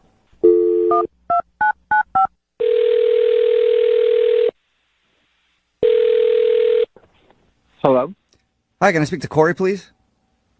Speaking. Who's this? Corey, this is Jubal from Brooke and Jubal in the Morning. It's a radio show. How you doing today, sir? What? Why that? I don't know why I said it like that. Yeah. Sorry, Corey. I'm okay. Why are you guys calling me? Well, because we got an email about you from one of our listeners, and they just said we had to call Corey and talk to him. I don't know why I said it like that either. Yeah. I'm sorry. I think you guys might have, like, the wrong person. Well, I have a phone number here with this number that I just called, and it says their name is Corey, and it says that they volunteer at a retirement home from time to time. Yeah, that's me. Okay, so you're old folks Corey. That's what they call him. I guess. I don't think Corey's finding I don't any of think this so. very amusing. Sorry, he's probably confused. Corey, we're calling because we do a segment on our show. It's called the Second Date Update. So we got an email from Kara, who you went on a date with to that retirement home. Right. Right. And Kara wants to know why you haven't asked her out on a second date yet. She says that, like, she can sense that you're, like, falling off. Well, to be honest, I think, like, if I was to go out with her, it would be more casual than a relationship. I don't know if she's, like, exactly the right girl for me. She's got a So wait, is it like you're not looking for a relationship, or it's her? Well, I am because I am single, but at the same time, like, gosh, how do I say this? Just the ladies at the old folks home, I volunteer there a lot, and they're like a big part of my life. They just don't think that she was right for me. Wow. Wait, what? So they're hating. They're blocking her? They just noticed a few things, and they just didn't think that it was in my best interest or that it would work out. Like, over the years, I've been volunteering there a lot, and it's kind of like having numerous grandparents, like, looking out for you and giving you advice. And What specifics did they give the old ladies on why she isn't right for you? some of the stuff they said was like her outfit. It might have been a little inappropriate. All right, Judgy Betty's. Her outfit? And did you tell them that she didn't know she was going to a retirement home? She probably would have dressed differently if she knew that that was what was on the agenda. I did, but... What was she wearing? Like a skirt? Seriously. She was wearing a skirt and, like, had her midriff showing a little bit, you know? Okay, so she's just kind of sexy? Yeah. Yeah, she dressed like for a first date, you guys. Like, they kind of didn't like that her skirt was so low and that her belly button was showing. I can kind of see that. You know? Because not everybody has a belly button in the world. You mean they don't dress like that in the retirement home? That's how I pictured it. I mean, everybody has a belly button, but you don't go around flashing it, you know? Okay. Besides that, did they name other things? Well, now, these are their words, not mine. But remember their words. They said the makeup was too hookery. What? Hookery. Who are these judgy old women, okay? Sounds just like old women to me. I'd take the judgy off it. That sounds like how they would talk, I think. Guys, She's hookery. Why did you not defend her or stand up for her? I'm just saying these old ladies, they give me good advice, you know, and I can't have them disgusted by my significant other, like the girl that I'm in a relationship with. Now we've moved on to disgusted? You said earlier it's like you have a bunch of grandparents, so if you date her seriously, you feel like you'd be letting down your grandmas, basically. Yeah. Yeah. Okay. I just feel like you really need to school them in how a woman's dress does not indicate whether or not she sleeps around. I mean, like, you've been around old people. It's hard to change their minds. And also, who am I to argue with them? Like, they have so much experience, you know? Like, yeah, who knows how many hookers they've been with? Probably a lot, you know? You have no idea. They might be very schooled in that. Well, guess what, Corey? You know who might find this information interesting? Kara, and she's actually on the other line listening to this conversation and wants to talk to you. Are you kidding me? No, I'm not. Are you still there, Kara? Yeah, I'm here. Are you pissed, Kara? I'm pissed for you. Well, first of all, this was a surprise. You said the date was a surprise. So I'm thinking we're going to a bar. And, like, you know my pictures. You know what I look like. You didn't think that maybe it would be a good idea to let me know, like, I don't know, like, dress like you would if we were going to church. Of course, that would have been an interesting, like, text back and forth. Yeah, that would have been you probably wouldn't have gone on that date. Okay, I think you need to calm down a little bit, all right? Just calm down. Calm down? Hookers don't calm down. Those weren't even my words. Those were their words. I'm just explaining what had happened. Also, like, my outfit wasn't a big, like, it was a skirt and, like, midriff, like, kind of shows, but not really. Like, it wasn't even, I mean, you've seen my pictures. Like, there's crazier looks than what I had on that day, so. So she could be way more hookery if she wanted. Well, yeah, pretty much. I'm just saying you did dress a little provocatively, and they kind of picked up on that, and I have to kind of go with that because they're conservative, a little bit like me, you know? So conservative like you. Okay. So they think you're, like, pure as the driven snow, right? Is that the thing? Like, what if I told them that we had phone sex? And what if I told them all the filthy things you said on the phone? Oh, whoa. Hey, Corey. Would they think that you're conservative now? Oh, Corey. Yeah, what would the gals down at the retirement home do with that knowledge? Somebody's a little two-faced. Well, that was something that was private within us. That wasn't out in the public. We're not going out like that. Okay. So it's cool for you. Can I say this stuff on the radio? I probably shouldn't. You know, I'm not going to. Go for it. We can beep out whatever you say. I'm going to say I would appreciate if you didn't tell everybody what I said because that was private and that was between you and me. I thought we had, like, a moment, you know, not to be shared with the whole world. Dirty moment. Yeah, no, I'm going to. Because if I'm hookery, then obviously I bring that out in you because you couldn't keep from talking about the size of your and what you were going to do with it. Again, that was private between you and I, like a moment. Yeah, but now I want to know, what are you going to do with it? How big is it, bro? Yeah. They want to compare notes. Look, I'm just saying, the ladies, maybe they do have a point, because look at this. This is the type of behavior that they're talking about, you know? Oh, okay. Again, she's the hookery one here. This is so ridiculous. Like, do you know what year it is? Do you have You're any talking idea? about private things, like out on the radio in front of millions of people. You called me a hooker on the radio, so I didn't call you that, and I did not ever say that, because that's not what I feel. His old gal pals did. right. Hey, Kara? I was being completely honest about part of his mahjong group. Yeah, I'm going to ask a question anyway. Corey, would you go on a second date with Kara? We'll pay for it. You know what? I don't think that would be the best idea. Yeah. I think all of this is not working out like how anybody planned. That's fine. You're a nice guy. Like, I wish you could time travel to go find someone for you. So, Sweetheart, you're on the phone on the radio trying to get a hold of me, so maybe you should time travel and go back. To where? To what? To what? So before you made this phone call and embarrassed yourself in front of the world. No, I don't want to go out with you. That's a short time. You can try to get defensive. You can try to be angry, but sorry. Yeah. I'm not responding to your calls, and maybe you should stop trying to get a hold of me through the media. The only thing that I really find offensive is that you called us the media. Yeah, That's weird to me. Brooke and Jubal in the morning.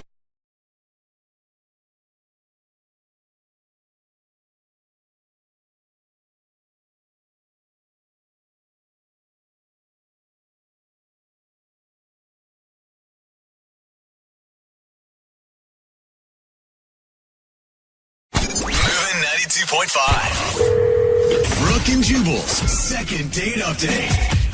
The woman on the phone to do a second date update today officially has an idea for the craziest second date I've ever heard. Really? What? And that's all she wants from the dude that she wants to call is one more date. Really? Okay. That's it. Wow. Her name is Virginia. What's up, Virginia? How are you?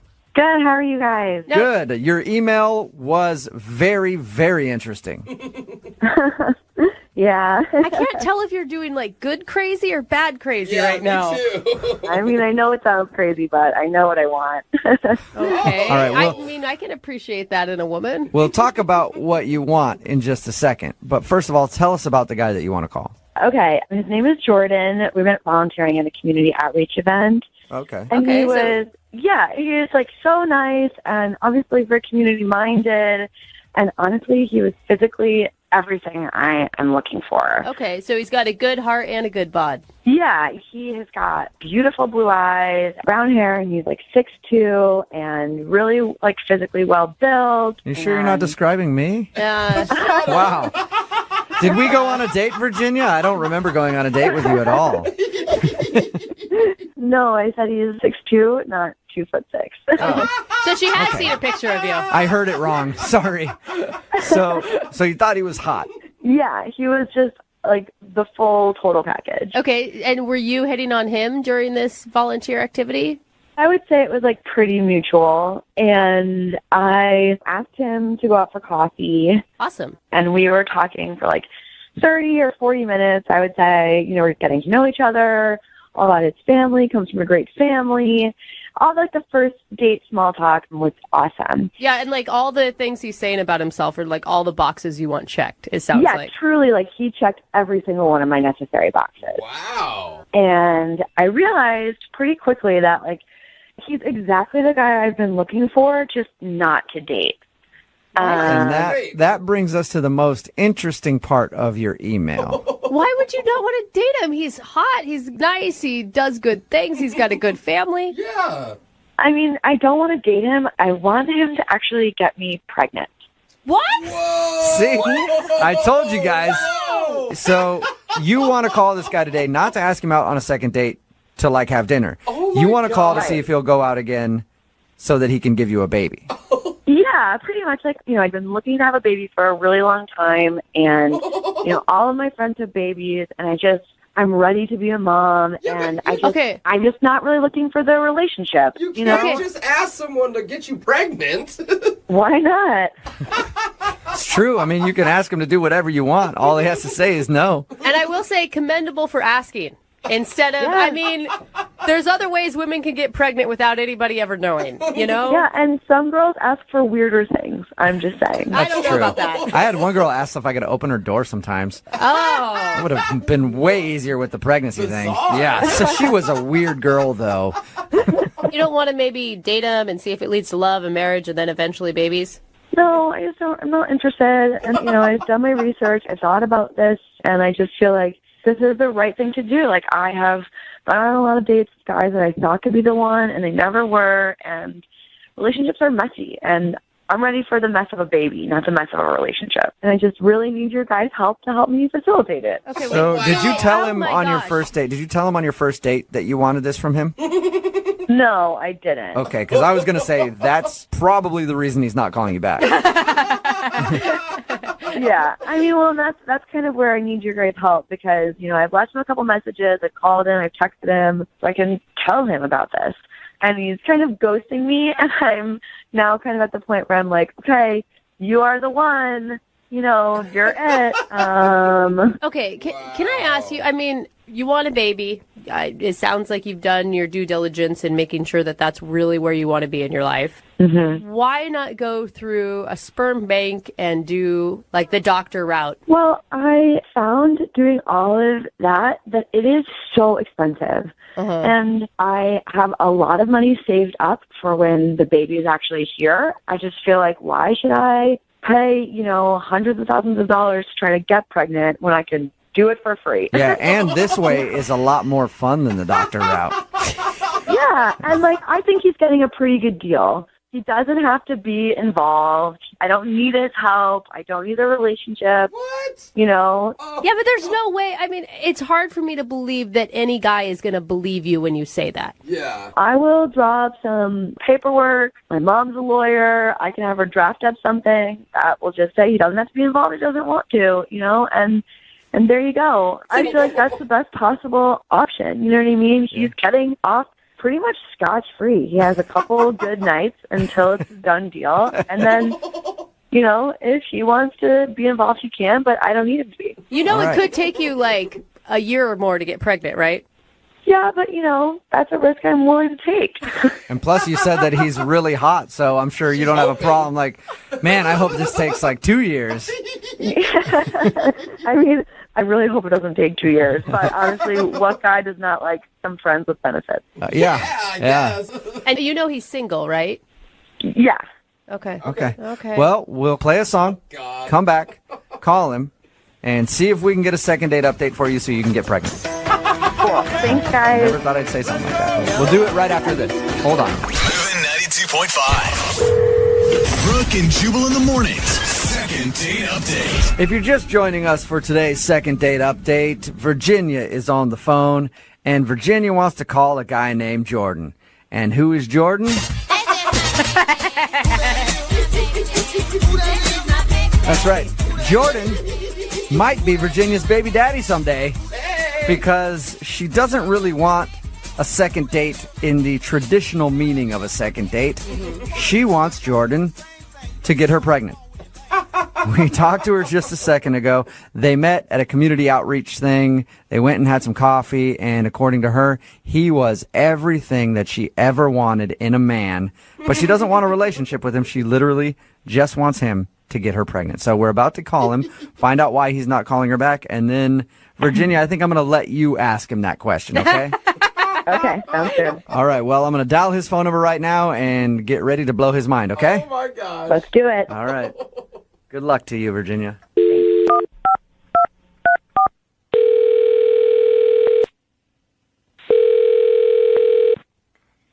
Hello? Hey, is Jordan there? Speaking. Jordan, how are you, man? This is Jubal from Brooke and Jubal in the Morning. I'm sorry, say that again? Who are you? Jubal from the radio show Brooke and Jubal in the Morning. Okay. It's a radio program. You can hear it on the radio in the morning. Great. Cool. Glad we got that out of the way. Is there a reason that you're calling me? You went out on a date with a girl named Virginia a little while ago. Or should I say you had coffee with a girl named Virginia? Yes. Okay. Well, Virginia liked you a lot. Okay. And so she emailed us because she wanted to see if we could get you on the phone since you aren't answering any of her phone calls or text messages. It's a segment we do on our show called the Second Date Update. That's exactly what it is. If somebody gets blown off, they enlist our help to get you on the phone and find out why. So is there a reason that you don't want to go out with Virginia again? This is very confusing and very odd, and I don't know if I should be telling you guys anything because I think this is personal. No? You haven't heard confusing or odd yet. Yeah. Trust me. What do you mean by that? Don't worry about it. I know that this can be a very strange thing to do, but is there a reason that you're not calling Virginia back? She liked you a lot. Like a lot. Truthfully? Yeah? She's really, really lovely and really nice, and it's just not someone I felt like was a really perfect match. You know what I mean? And I don't know, maybe it's me. I am seeing a few other women right now, and I'm not really looking for anything serious. Okay. Okay. You sound like a catch the way she described you. I don't know about that, but I'm sure I'm sure she's not going to have a problem finding a guy. But she's really, when I say she's lovely, she really is. She's really pretty, but it was a chemistry issue. I don't know what it was, but I think I'm weird like that, to be honest. But I feel bad about it because I know she's called a few times and I haven't called her back. I will admit that. I think I'm just really picky. And unfortunately, I frustrated, I think, many women that way. Yeah, but it's like, you went on one coffee date. How can you really tell? It's nothing against her, but I just felt this stronger connection with these other women that I'm seeing. So it's nothing to do with her, really, at the end of the day. So that's it, huh? Yeah. I don't know if there's supposed to be something else. Not really, no. It's just we do these second date updates a lot, and usually somebody's weird on a date or something. It's just kind of boring. You're kind of boring me, Jordan, is what I'm saying. Well, I don't. I'm not. I think I'm a nice guy, so I'm not gonna. I'm not out to take advantage of people that way. And that's good. Yeah, like what Jubal said, boring, rational, logical. I do feel bad about not calling her, but I don't see a future there. I'm just not interested in going further. Yeah. What if I told you that she doesn't see much of a future either? What? Well, actually, you know what? I feel better letting her explain this part. Okay, so you want to have her call me, or? No, she's actually on the other line listening and wants to talk to you. But she's on the phone right now, or she's on the line? Yeah, she's on the phone listening. Would like to talk to you. Yeah, hi. Hi. This is How are you? I'm a little confused. I'm sorry if I said anything that was hurtful to you. I certainly don't want you to feel bad about, I don't feel bad at all. Like, I agree with you. I don't see a future for us either, actually. Okay. I guess I was presuming. So what are you talking about then? Because I don't know why all these people called me. Can you? Yeah, so I, wanted to talk to you about something. I was just wondering, if we could maybe get together.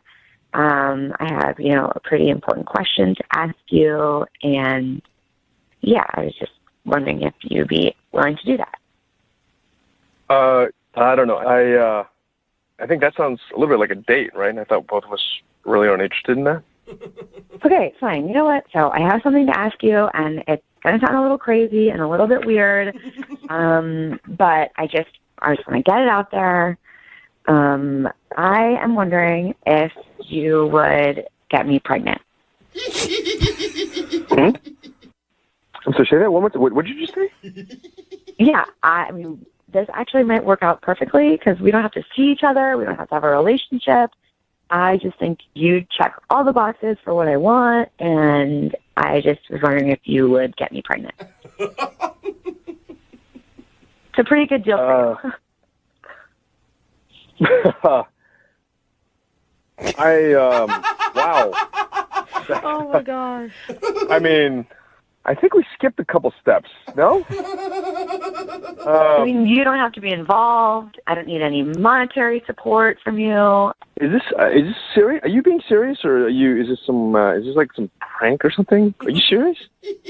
No, I'm dead serious. This is not a prank. This is my real life here. Oh my God. Something I really want. And I've gone out with so many different guys, and you were amazing and perfect, and I would be honored if you said yes.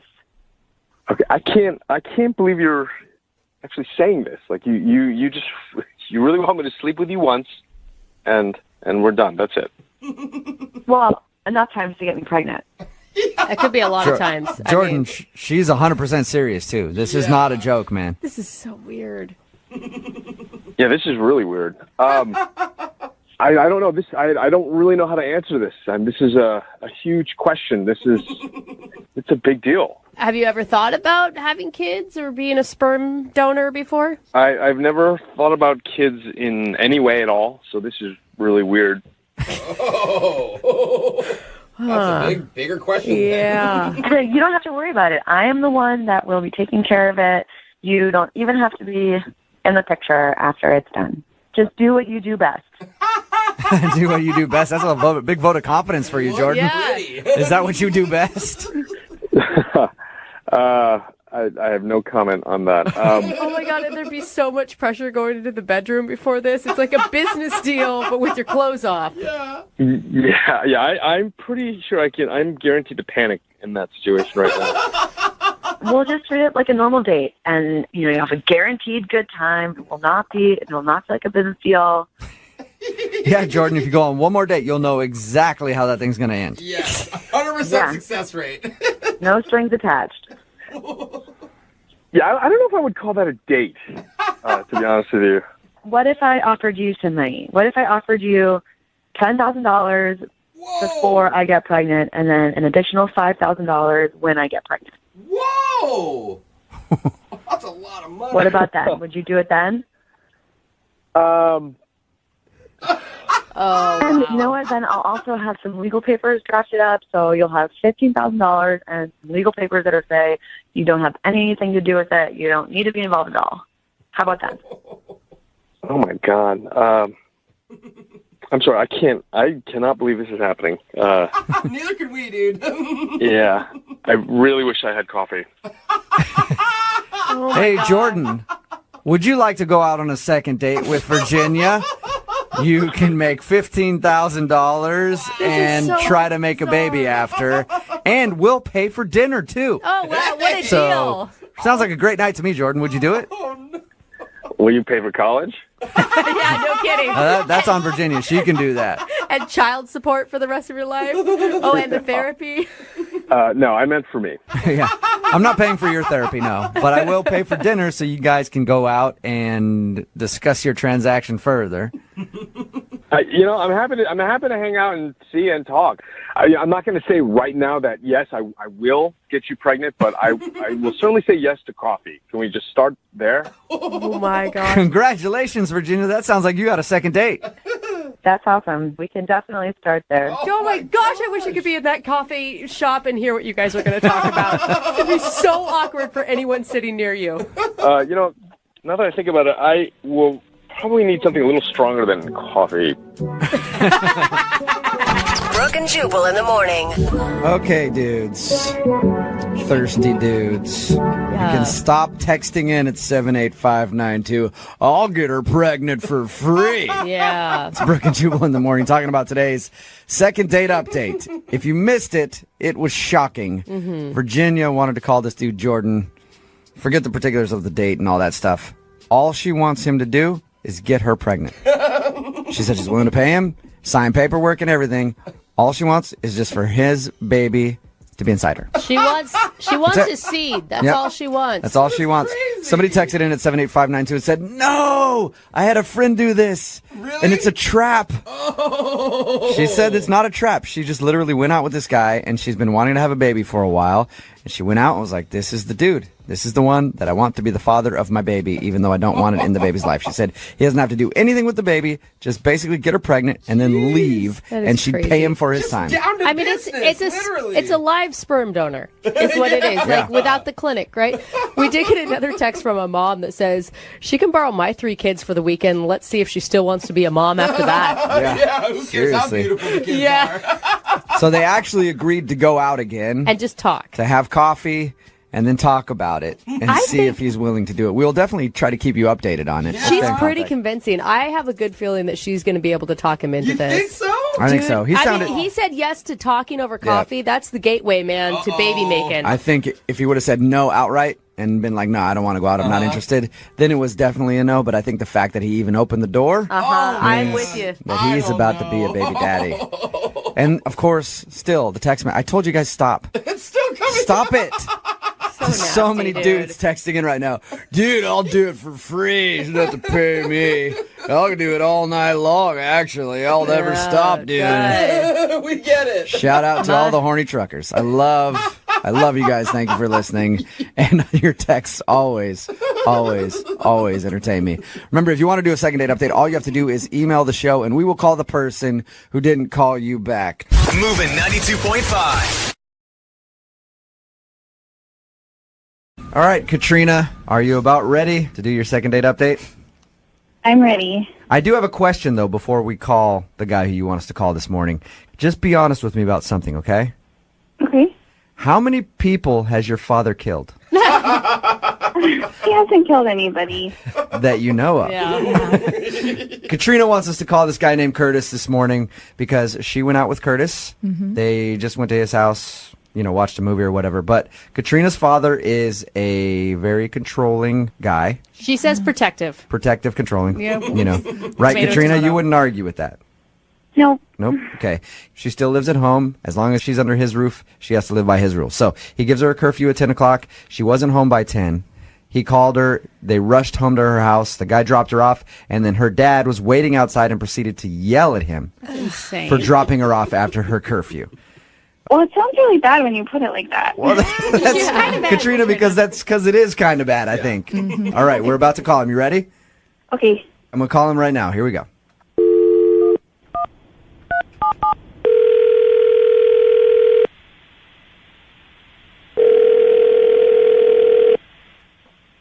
Hello?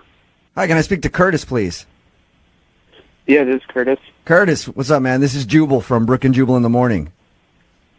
Who? Jubal from Brooke and Jubal in the Morning. The radio show. Okay. You recently went on a date with one of our listeners, and that's the reason that I'm calling. How do you know I went on a date with one of your listeners? Because they emailed us about you. A girl named Katrina. Yeah. And I'm pretty sure we all know why you aren't calling her back, but she emailed us because she really liked you and wanted to see if she could talk to you again, but you haven't been returning her text messages or phone calls. The last text she got from you said that you definitely did not want to see her again. Yeah, I mean, I don't really want to talk to her. She told us what happened on your date with her father. Dude, honestly, to me, her dad sounds like a maniac. I don't know what she told you or not, but, I mean, honestly, her dad scared me shitless. Like, Yeah. We don't blame Hey, you for that at all. I'll tell you what she told us. She said that you guys went to your house. She got a phone call from her dad at 10 because apparently he gives her a curfew at 10 o'clock. You dropped her off. Her dad was waiting out there for you guys, ended up yelling at you. You got in the car, drove off, and haven't really talked to her since. yeah, I mean, 10:01 he called, and she, like, freaked out, and I drove her home, and honestly, even that was enough to be like, what the f***? Yeah. Anyway, I drove her home, and I dropped her off. I didn't kiss her. I didn't do anything. I got out, and I opened the door for her like a gentleman, and this dude was standing on the front lawn and, like, came at me. I thought he was going to punch me in the face. That is What was going through your mind when that happened? I was like, I got to get the hell out of here, and Yeah. I got to never see this girl or this crazy man. I don't know what his deal is. I don't know what she may have done in the past to him, or like, he's crazy, or I don't know. But honestly, like, I thought he was going to kill me. I thought he was going to put his fist through my face. Oh my God. Reach in, grab your still beating heart.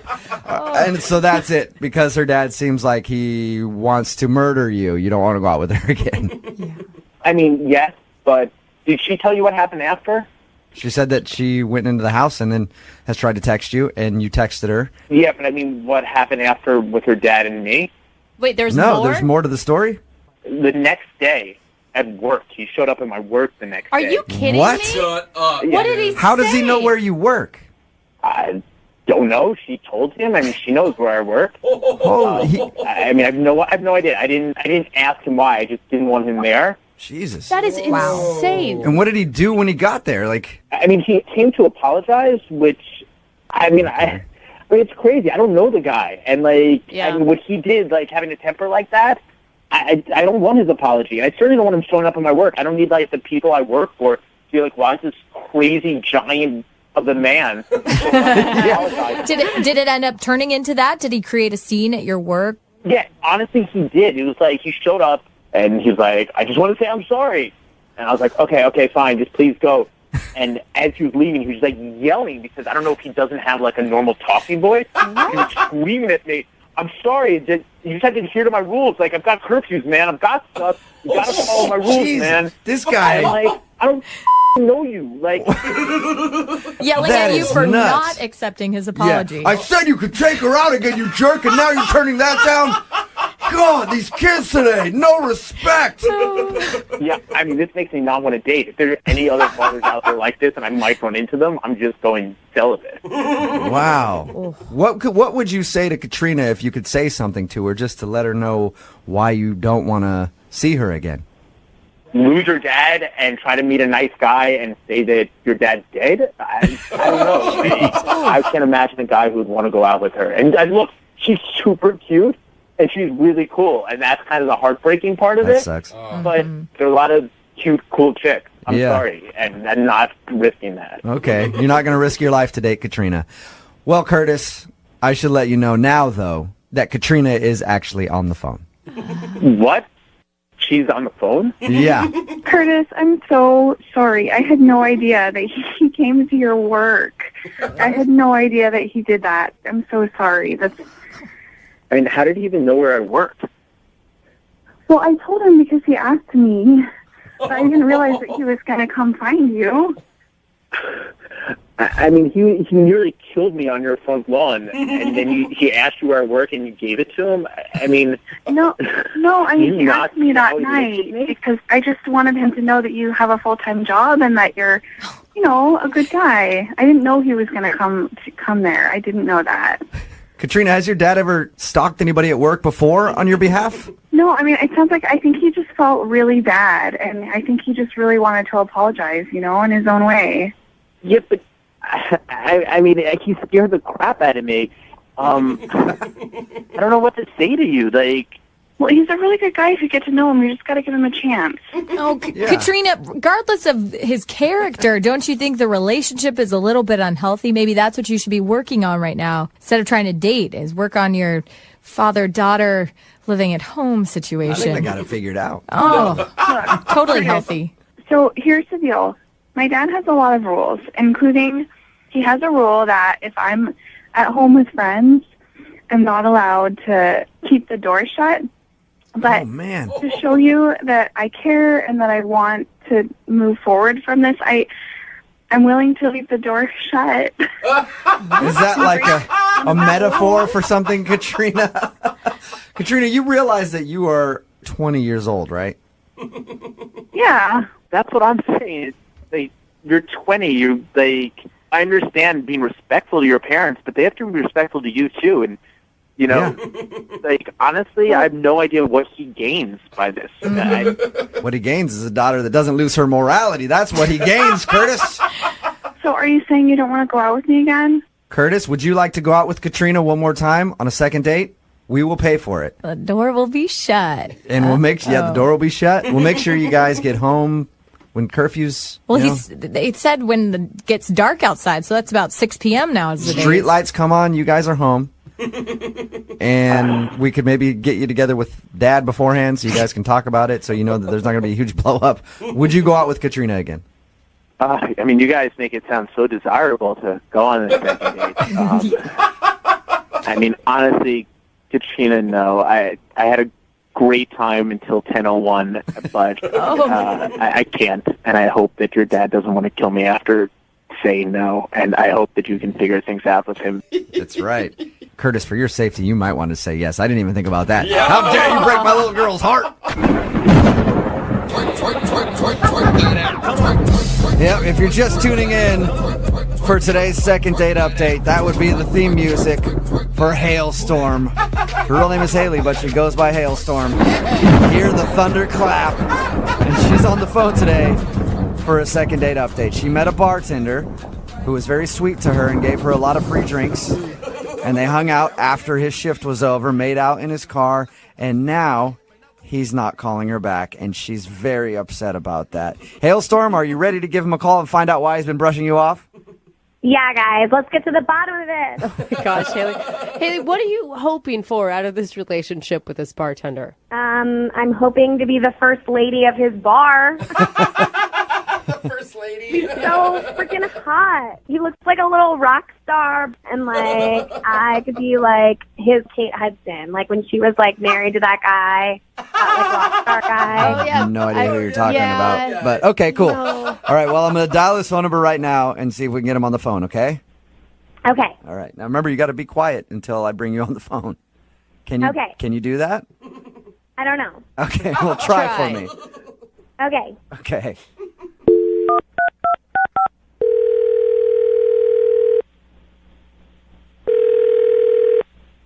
Hello?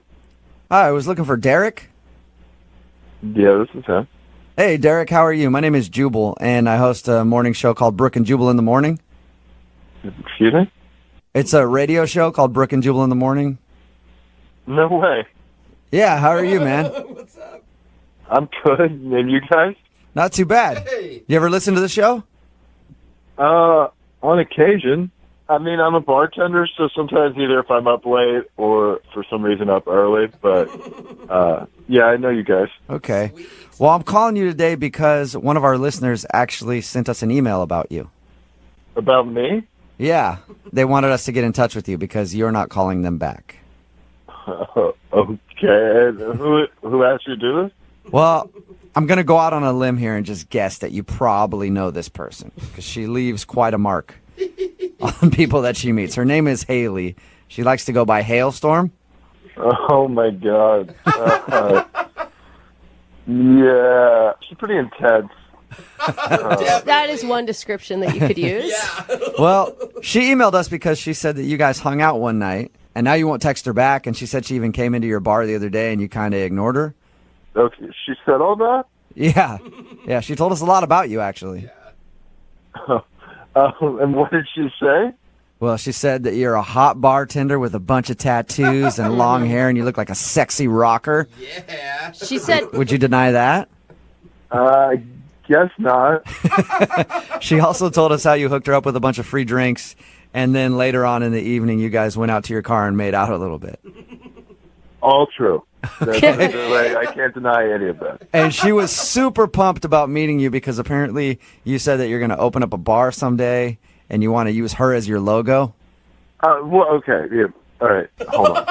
Yeah, we were like talking after I got like done with work. We were in my car, and I mentioned that like I hope to one day like open my own bar, and that like she has like a great figure that would make like a great silhouette for my logo. But like, was that? Let me ask you a question before you continue. Was that a line? Like, do you use that on girls at the bar all the time? No, like she's sincerely like smoking hot. Like that's like she has a great body, but like I didn't really like mean it in like let's figure out a logo tomorrow kind of way. So you were just saying like in general she would make a great like someday. Yeah, I mean someone like with a body like that would make a great logo.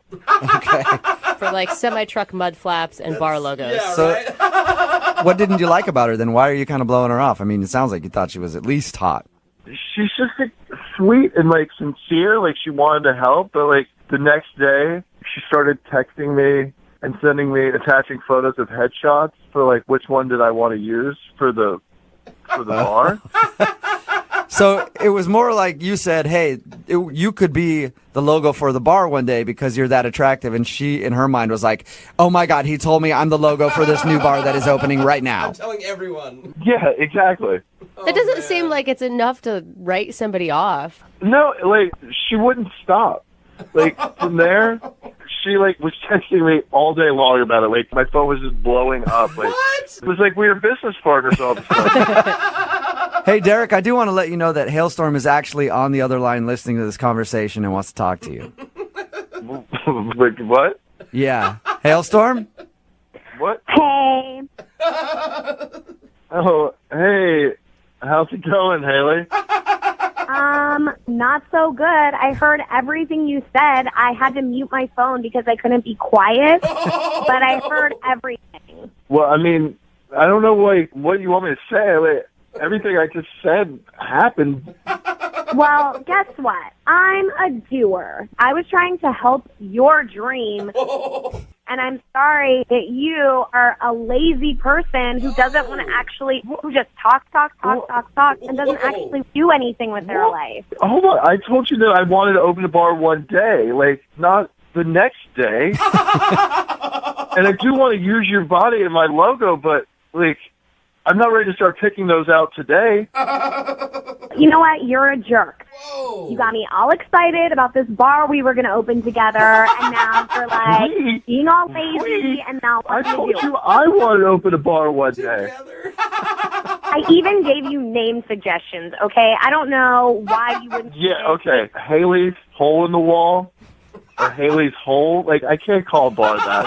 Haley's Hole. I love it. I think that's a great name. The town I grew up in had a bar called Joe's Hole. It's real popular. For the type of bar I was telling her about, that's like, I can't. She wanted, like, custom cocktails. I mean, it was, like, too much. That's amazing. I would totally go to that bar, though. Think about it, okay? Haley's Hole is such a cute name. It's like, oh, out of the way, like, oh, it's like a hidden place, but it's also like, you like think about like, ooh, it's like kind of sexy, like, ooh, who's Haley? And like, maybe we're going to see her there. Like, what's up with Haley? It's a family establishment for sure. I'm sorry, Derek, but she's kind of funny. Like, it is funny. Oh, I mean, for sure, but I don't think intentionally. But why wouldn't you give her another second chance? I mean, she's got so much energy. She obviously really likes you. Yeah, that is for sure.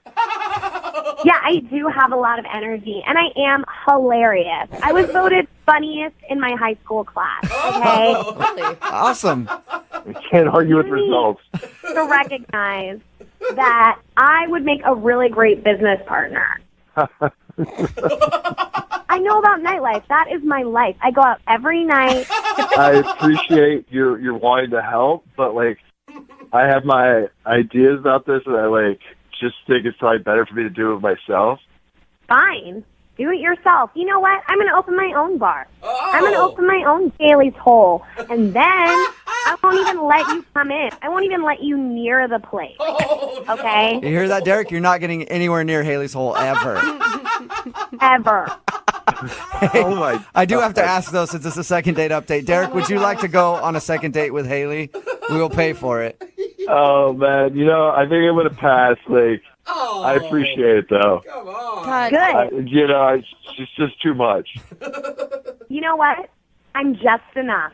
So, there. Amen, Haley.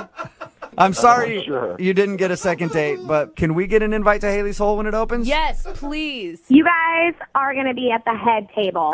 Awesome. Thank you. Head table at Haley's Hole.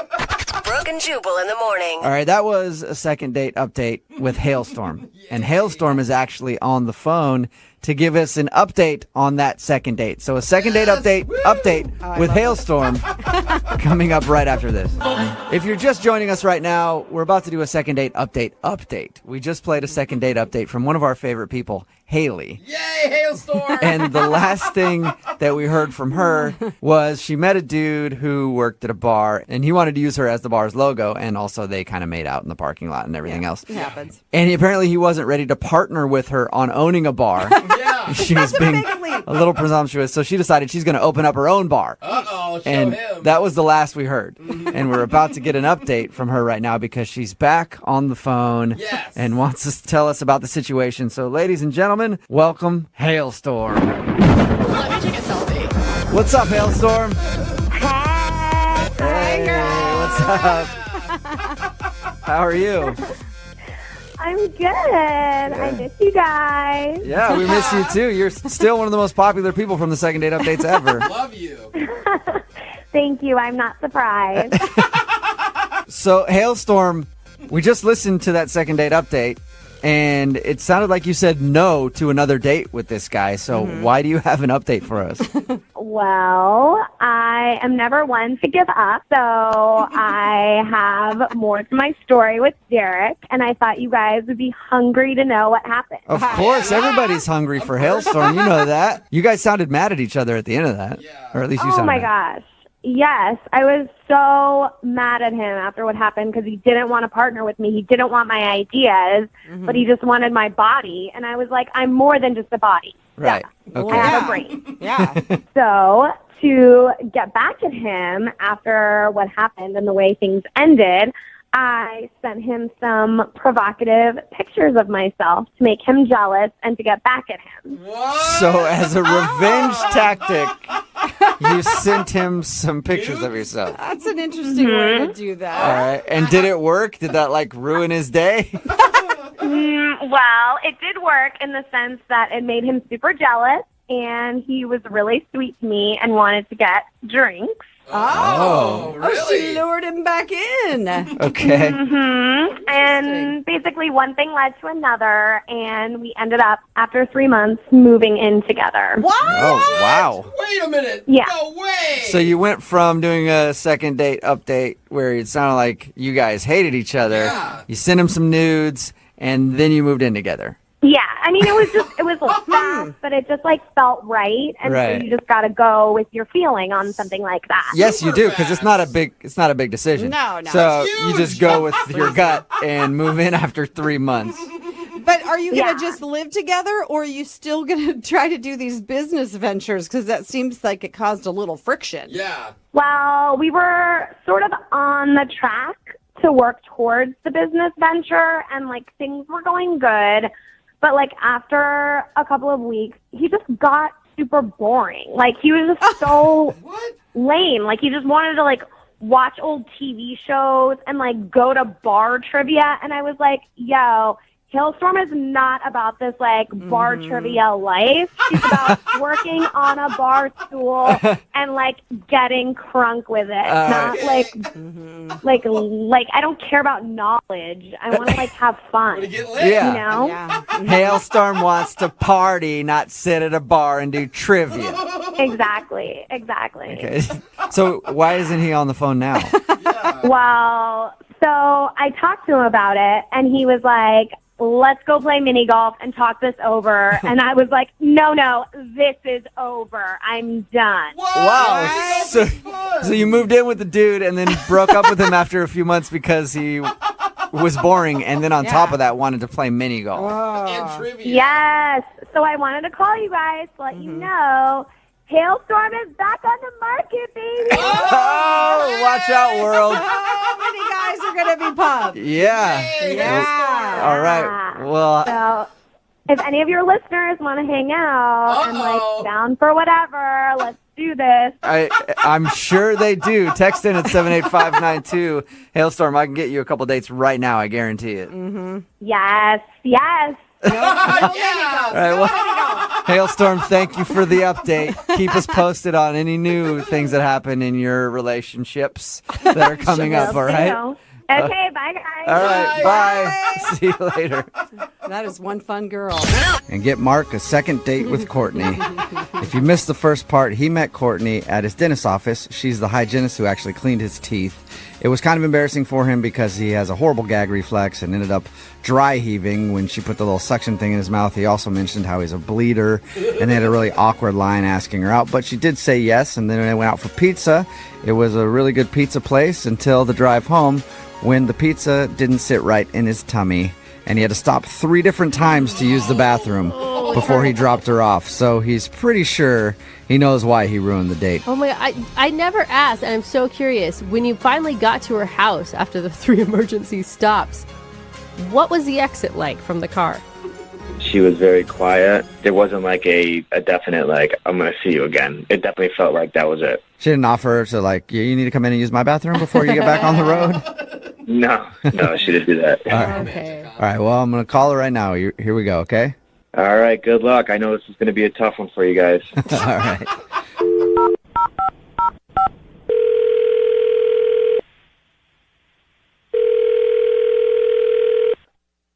Hello?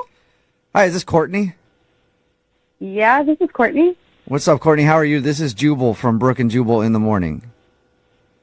Hi. Hi. Hi. Hi, Courtney. How you doing? I'm good. What's going on?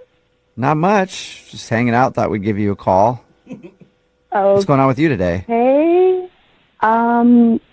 Just working. Oh, nice. You work as a dental assistant, yeah? Yeah. How do you know that? We know a lot about you, Courtney. Creepy, huh? Yeah. Okay, this is getting really creepy. What? All right, Courtney, this is the radio show Brooke and Jubal in the morning. It sounds like you might already be familiar with us, but we do the second date update on our show. Have you ever heard that? Yeah, I have. Okay. Well, somebody emailed us about you. Oh, God. It sounds like Have you're so excited. Well, you never know how these things turn out. Have you been out on a lot of dates in the last few weeks? You know, I'm a single lady. I spend some time out occasionally. Okay. Any dudes in particular that you don't want to see again? Oh, you got a pen and paper? I do, but I guess we don't have that much time. I'll just tell you who emailed us. His name is Mark. Oh, my God. Oh, yeah, you remember Mark. Of course I remember Mark. Yeah. All right. Well, Mark emailed us because he says that he's pretty sure he knows you don't want to talk to him because your date didn't go that great. Yeah, that's an understatement. Yeah. He told us about how he had to stop 3 different times on the way to drop you off to use the bathroom because the pizza didn't treat his stomach right. Well, yeah, but at first I didn't know that. So he's driving crazy, just stopping at all the, gas stations around town. What? He didn't tell you? Wasn't it kind of obvious? Like, what else would he be stopping for? Well, no, at first I'm like, maybe he needs a snack. Maybe he needs gum. Who knows? Yeah. The second and third time, it got a little weird. All right. So you knew exactly what was going on by probably the second or at least the third time for sure. For sure. So I felt bad for him because I'm like, this is awful. Of course, nobody wants to have an upset stomach on a date. That's so awkward. Did that ruin everything for you? No, it was like, okay, I just feel bad for him, but we've all been there. It's fine. Were you attracted to him before that? Totally. He's a cute guy. He's nice. Okay, so if the bathroom breaks didn't bother you, what did? So he goes in for the third time, and I'm like, okay, he's been in there a while. Let me just do something cute to try to make him feel better. I take a cute selfie. Aww. I go to send it to him thinking hey, still here, waiting on you. Hope everything's okay. And his phone chimes in the car. So I'm like, he didn't even take his phone inside. Mm-hmm. Well, if it's an emergency, you're probably just running in. I mean, he was moving quick. But I see that in his phone, he has me listed as big butt and a smile. Really? Oh, no. But that's not necessarily a bad thing. Yeah. Could be a good thing. It's not big butt frowny face. It's big butt smile. You're memorable. Except I have a name. Well, yeah. What kind of guys do, that is just so played out. Who does that anymore? I kind of still do that. Okay, well, I can't explain you, but that is you could just say the girl's name. Yeah, okay, so you would rather been saved in his phone as Courtney instead of big butt and a smile.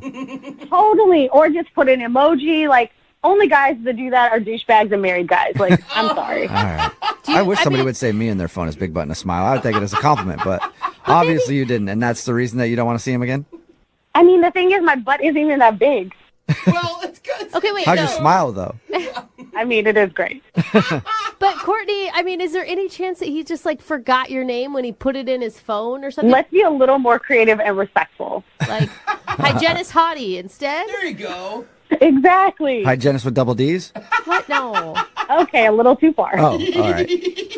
Well, thank you for being honest with us. I appreciate that. And we'll let Mark know. Actually, why don't you just let him know? Because if you've heard a second date update before. Oh, my God. Yeah. That's right. Mark is on the other line and wants to talk to you. Oh, my God. You there, Mark? Yeah. Hey, Courtney. I'm so sorry about that. I did not mean to offend you whatsoever with that. I mean, what did you think was going to happen, if I saw that? I mean, I don't know. I definitely was not planning on you seeing that. So I think the real question is, Courtney, why big booty? Why big booty smile? Why was that your choice? well, I was listening to some rap music, and I just big butt and a smile. Dude, that's not true. She got a nice butt and a great smile, and she does work at a dentist's office, and Oh, okay. Oh, okay. I see how it works, though. Do you? yeah. So like that part, it popped in my head, and I just popped it in my phone. I really didn't even think anything of it at all. I'm not like that at all. I mean, Yeah, but like big butt and a smile, it's not really that respectful. I didn't mean it like it was like a bad big butt. Like I meant that it was Like, what's a bad big butt? What even is that? bad big butts. It's like like frumpy. Like you've seen them in like Yeah. Yours is like completely opposite. It's nice. It's funny that you mentioned that because the whole time you were with me, I was facing you. So how did you even see my butt? Well, that's a really good question. Is there an answer? Yeah. Well, that one time when I was, in your office, when I was dry gagging, you're like, let me give you some time, I'll be right back. And when you left the office, that's when I noticed it. Wow. Should I take that as a compliment? Yes. No, Mark. Mark, here's where you insert other things that you like about her outside of just her butt. This is when you say, yeah, but also you are this. I know, but it was like, I'm telling you, she was in scrubs too. So it's like, yeah, it's really nice. If I can tell you have a nice butt in scrubs, I mean, that's... What? I mean, that's a good point. Yeah, so can we just get off my butt for a second? Is there anything else you noticed? Yeah. Your smile. Okay, these are the only two things that you've been able to talk about so far, Mark. You got anything else?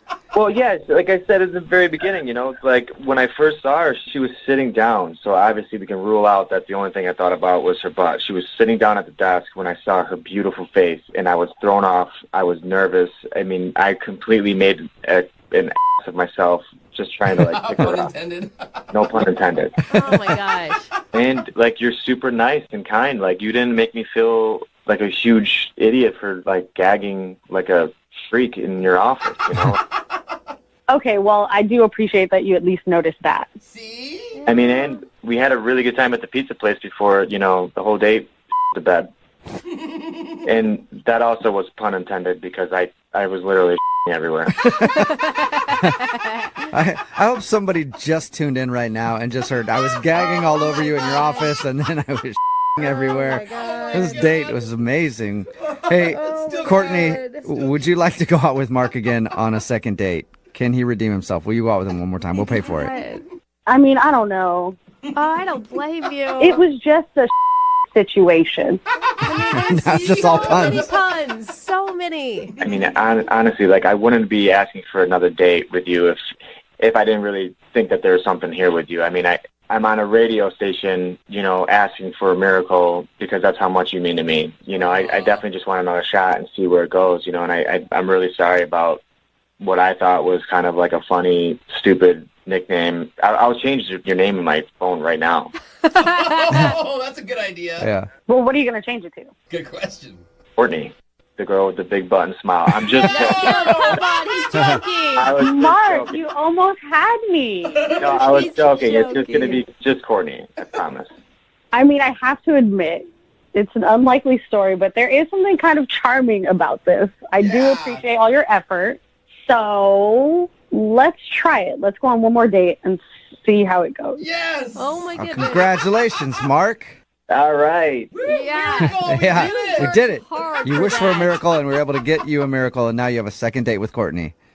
Anything is possible. Anything is possible when you shit your pants. I think that's the saying. Mark is on the phone with us. He wants to call a girl named Christina today. They met online, went out on a date. Then Mark made the very sane decision of taking her into a ring store to do some engagement ring shopping Oh my God. on a first date. It sounds made up. Doesn't it? Yeah. According to Mark, he knew that what he did was kind of weird, but in the moment, it sounded like a fun thing. Like, hey, let's just go in here and check out some engagement rings. And now she's not calling him back. All right, Mark, you about ready to give her a call? Yeah, let's do this. I think the mistake you made was you didn't go all the way with it, Oh, What? What you full should have done is proposal. while you were in the store, purchased a ring without her knowing. Oh, no. And then when you walked her back to your car, got down on one knee and said, I want to spend the rest of my life with you, Christina. I think it's bad enough what I did. Please don't make it worse. What, by not proposing? Yeah, it is bad. You should have proposed. Go all the way with it. Don't half-ass it, Mark. All right, well, I'm about to dial the phone number and get her on the phone and find out what went wrong on your date, even though we already know probably what went wrong.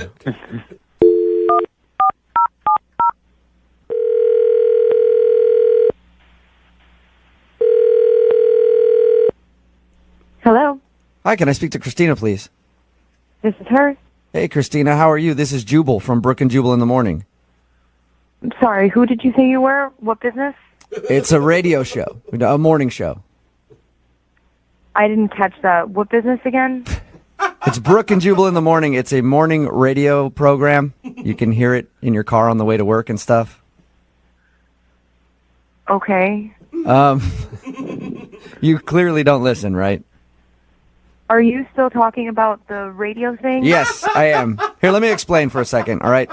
We host a morning radio show. One of our listeners actually emailed us to try to get you on the phone.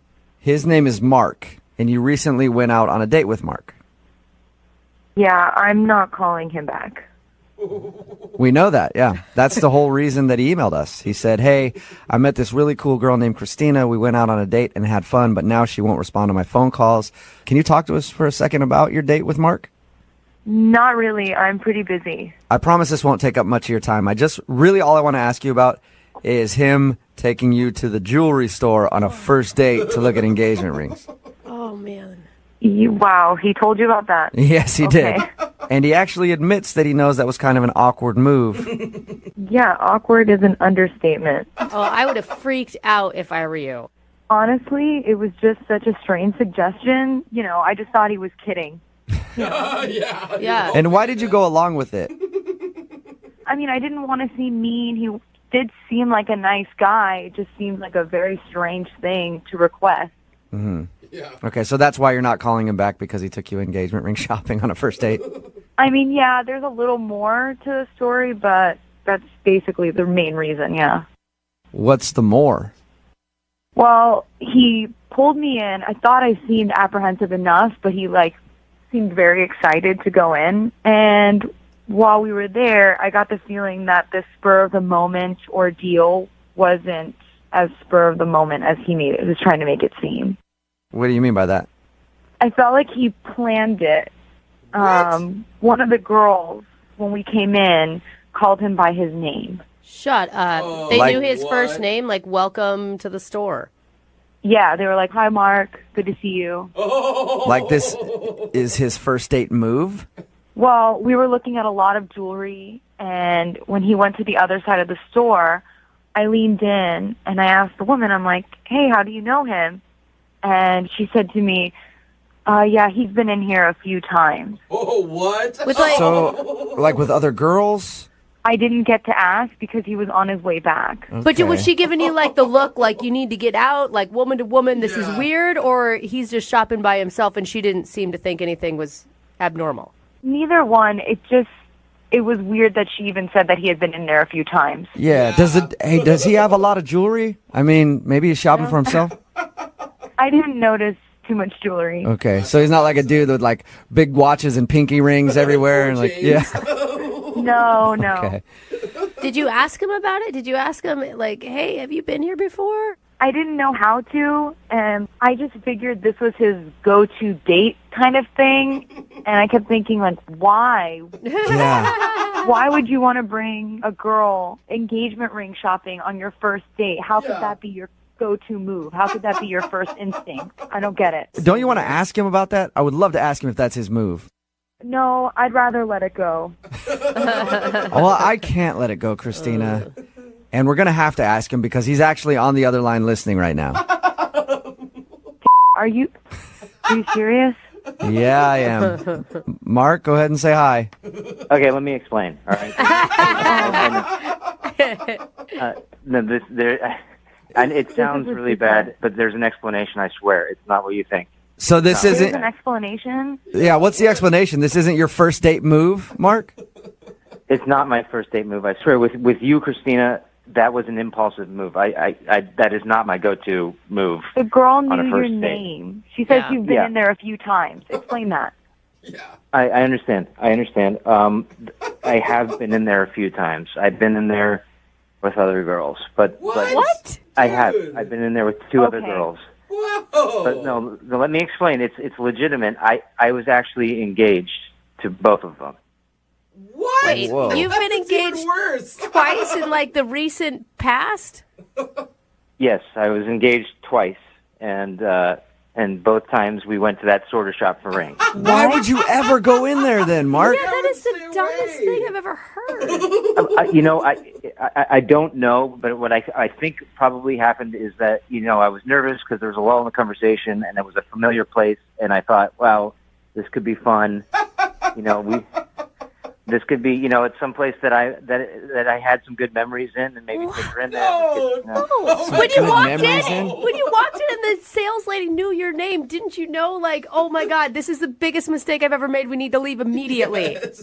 I didn't even hear her say that. I mean, obviously she said it because Christina heard it, but I didn't. I swear I didn't even hear her say that. I didn't know she knew my name. So, have you been married before? Like, what? You've just been engaged No, twice? Was that recently? It was the last one. Yes, was fairly recent. It was before I met you online. But yes, I never got married though, and it never happened. I mean, it was both the engagements ended, and but it was never. I never lied to you or held it back from you when we were talking online. It just never came up. Mm-hmm. I guess that's true. And you take me to the same exact store that you got their rings? You thought that was okay? I was getting nervous because there was a lull in the conversation, and I just pulled you in there because I wanted to shake things up a little bit and get things going. And I realized it wasn't a great choice in retrospect, but I swear, there was no, I had no agenda. There's a million other things we could have done at the mall besides looking for engagement rings. There's a million other things. That's a very good You had point. a lot of options, Mark. But we were in front of that store when we were. That's true. But you could have walked 3 feet to another store or up to the food court and got some frozen yogurt or something. There's a lot of stuff you could have done. I know. I mean, I know. I realized it was stupid. I wasn't thinking, but that's what I did, and I have no. It was stupid. Are you sure, Mark? Are you sure you're ready to be dating right now? Yeah. Yes, I am sure, and I'd like to go on another date with Christina. Okay, cool. Let me ask her then. Christina, would you like to go out with Mark again? We'll pay for a second date. I mean, my gut is telling me no. Oh, you know what everybody says? Don't listen to your gut. Yeah, I think it's the opposite, right? Yeah. I don't know. I don't think so. My gut tells me no, it's not. No. No. I mean, I can't. It was all really strange. I told too many people about that story. I can't go out with that dude now. Yeah. You sure you have the opportunity to be Mark's next ex-fiance? Oh, Jubal. Oh, come on, man! Don't say it like that. It makes me sound like a weirdo. I'm not, I mean, all I did is take a girl into a ring shop on a first date. Yeah, exactly. Yeah, just say what you said again and tell me that's not weird. You know what, Angela? I want to apologize to you. Why? I think that maybe all of us in studio have been so jaded by all the second date updates that we've heard that we just assume this guy had an elaborate plan to get you back to his place. I know. Since you said it, though, I've been feeling super paranoid. I know. All right. Now that you put the idea in my head, I'm like, oh my God, what if this was a crazy elaborate thing? Now, you went to meet John at a pizza place, but he said he showed up at the other one across town and then said, come back to my place, we'll just get pizza over here, and that's where you met him. But we've had guys like take girls to plant trees. Oh gosh, the tree first guy. date tree. Remember that? And he would like Yeah. take the tree and return it back to the store when he was done or whatever. So there are guys that go out of their way just to get girls back to their place. I really hope it's not true because, I like him. He's cool, but... Okay, if that's not true, Angela, then what do you think possibly could have gone wrong and why is he blowing you off? I mean, obviously the first thing I think, which like every girl would, is like I did something wrong, or I don't something ever weird, or think like that. maybe I had giant boogers when I woke up in the morning, or I don't know, like anything. Dude, yeah, the morning after look is always always a hard one. Yeah. All right. Yeah. Well, we're going to call him right now. You ready to go? I guess.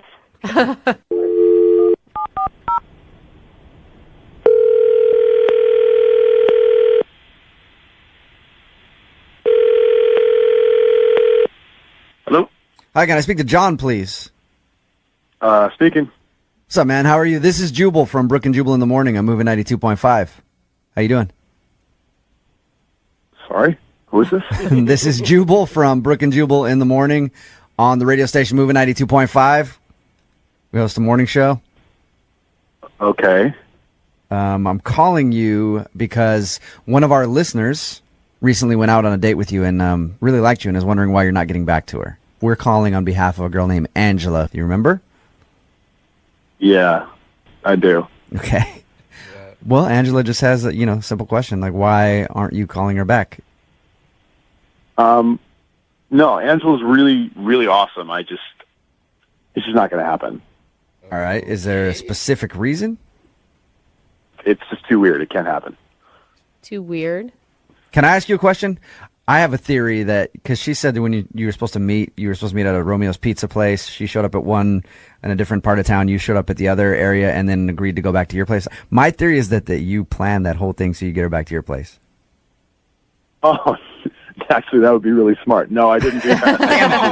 I was just hoping I was right. That would have been a good move. So, what is it though? Like, come on. I mean, she wants to know the answer. She wants to know if she did something wrong. She feels right now kind of stupid. Here's the thing. I didn't notice it at first at all, and that makes me stupid, not her. But she is scarily like my ex-girlfriend. Like, terrifyingly like my ex-girlfriend. As the night went on, it just got more and more just weird. Just freaking weird. And they look alike, which I didn't notice. When did you notice this? Did you notice it before or after she stayed the night? Well, it was all during, and it just became more and more like, I don't know, can I even talk about this on the radio when we were in the middle of things? She started calling me Johnny, which nobody calls me Johnny except for my ex. Oh, nobody. no. Everything that she did, even in the bedroom, reminded you of your ex. Then, at the end of everything, she goes, which, again, my ex, the only person who does this. No, that is not the only person that does that. Come on, John. I have never dated another woman who did that. Who ever. sighed? Yeah, I feel like there's like immediately I afterwards. don't want sighed to. I can't exactly listen like to that. this. I have to say something. Hey, John. Angela's actually on the phone right now. What? Yep, Angela is on the phone. Angela, go ahead and say hi to John. Hi, John. I'm so sorry. I'm really glad to be hearing all this because I've been sitting here thinking like there's something I did, but these are like really silly reasons not to call me back. This is like I hear you that like you have a type and that's maybe like weird to you, but like that's not such a big deal. Who cares? Like, This is the only time this has ever been said that it was totally meant. It's not you, it's me. Because if and when you ever meet my ex, it's going to creep you out. If I introduce you to my friends and my family, they're going to think that I'm dating the same girl. Like, they're going to think that I got you made in a lab or something. They're going to be freaked out. I mean, I don't know what to say. I believe that if they got to know me, they would all see that I'm different. Did they like your ex-girlfriend, John? No, because she was the devil. Oh, all right. So, Angela, you're the devil, is what John's telling you. You're the spawn of his ex-girlfriend. I mean, I don't really feel like, we could ever possibly be exactly the same person because it's impossible. And, like, you don't really know me that well, so right now you're probably just projecting your ex stuff onto me. And, like, you should take the opportunity to at least get to know me a little better before you say that I'm Maybe, exactly but like her. Angela, I've been in John's position before where you've been out with a girl and like her mannerisms and stuff, it just reminds you too much of that girl and you're just like, I do not want to go down this road again because I know how it ends. It's like what she's saying is totally valid, and I kind of agree with her. But the thing is, it's like I don't want to take any of the baggage, which is a lot of baggage, from my last relationship into another relationship just because she happens to remind me. Like, that's just wrong.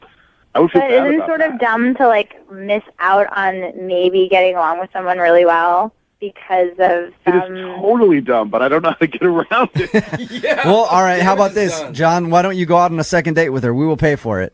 And you can see if you can get over the fact that she is basically your ex-girlfriend in a different body. And maybe I'll wear a wig and change my voice. Don't change yourself, will you go Angela. Will you go out on a second date with her, John? Oh my God! If she got a haircut and dyed her hair, I would be all for that. No, come on, John. Okay, Angela, we'll call a salon, get you all changed up, No, we will and then not. send you out on a date with I John. want him to see I'm a different person inside. All right. Will you do it, John? Will you go out with her again? Come on, maybe the second time you guys hang out, there won't be as many similarities. Maybe it was just because you've been thinking about your ex a lot at the time. All right, but we can't go to a comedy because I can't hear her laugh at comedy. The next couple of dates. I will be dreadfully serious. All right. You'll do it, John. I'll do it. Yeah! All right. Nice. Angela, there you go. You got your second date. Thanks, guys. That is so something his ex would have said right there. God. Vince is on the phone and he wants to call a girl named Tammy. They went out to a hibachi restaurant and he thought the date went horribly because the chef was looking at his date the whole time. So much so that he couldn't even concentrate on his tricks.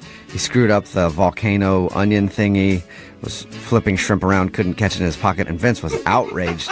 And he thinks the reason that he's not getting a call back is because he didn't leave a tip. So Vince, we're about to call her, and I hope that at the end of this, whether it goes good or bad, you'll do the right thing and give us the customary 40% tip that you're supposed to give for second date updates. 40. Yeah, it's a 40% tip standard. I don't know if you know that or not, but you should. Yeah, I'll do it. Yeah, so much for that free dinner at the end of this segment, huh? As long as you guys give me another date with her, I'll gladly give you 40%. Well, it's supposed to be either way, but whatever. Okay, fine. I think your biggest uphill battle is going to be trying to convince her that you don't have a jealousy issue. I don't think I do. The guy crossed the line. You know, I tried my best to keep my cool, but it is what it is. All right. I appreciate if you guys can give me a little help here. Yeah. Okay. For sure. All right. I'm going to dial her phone number right now. Here we go.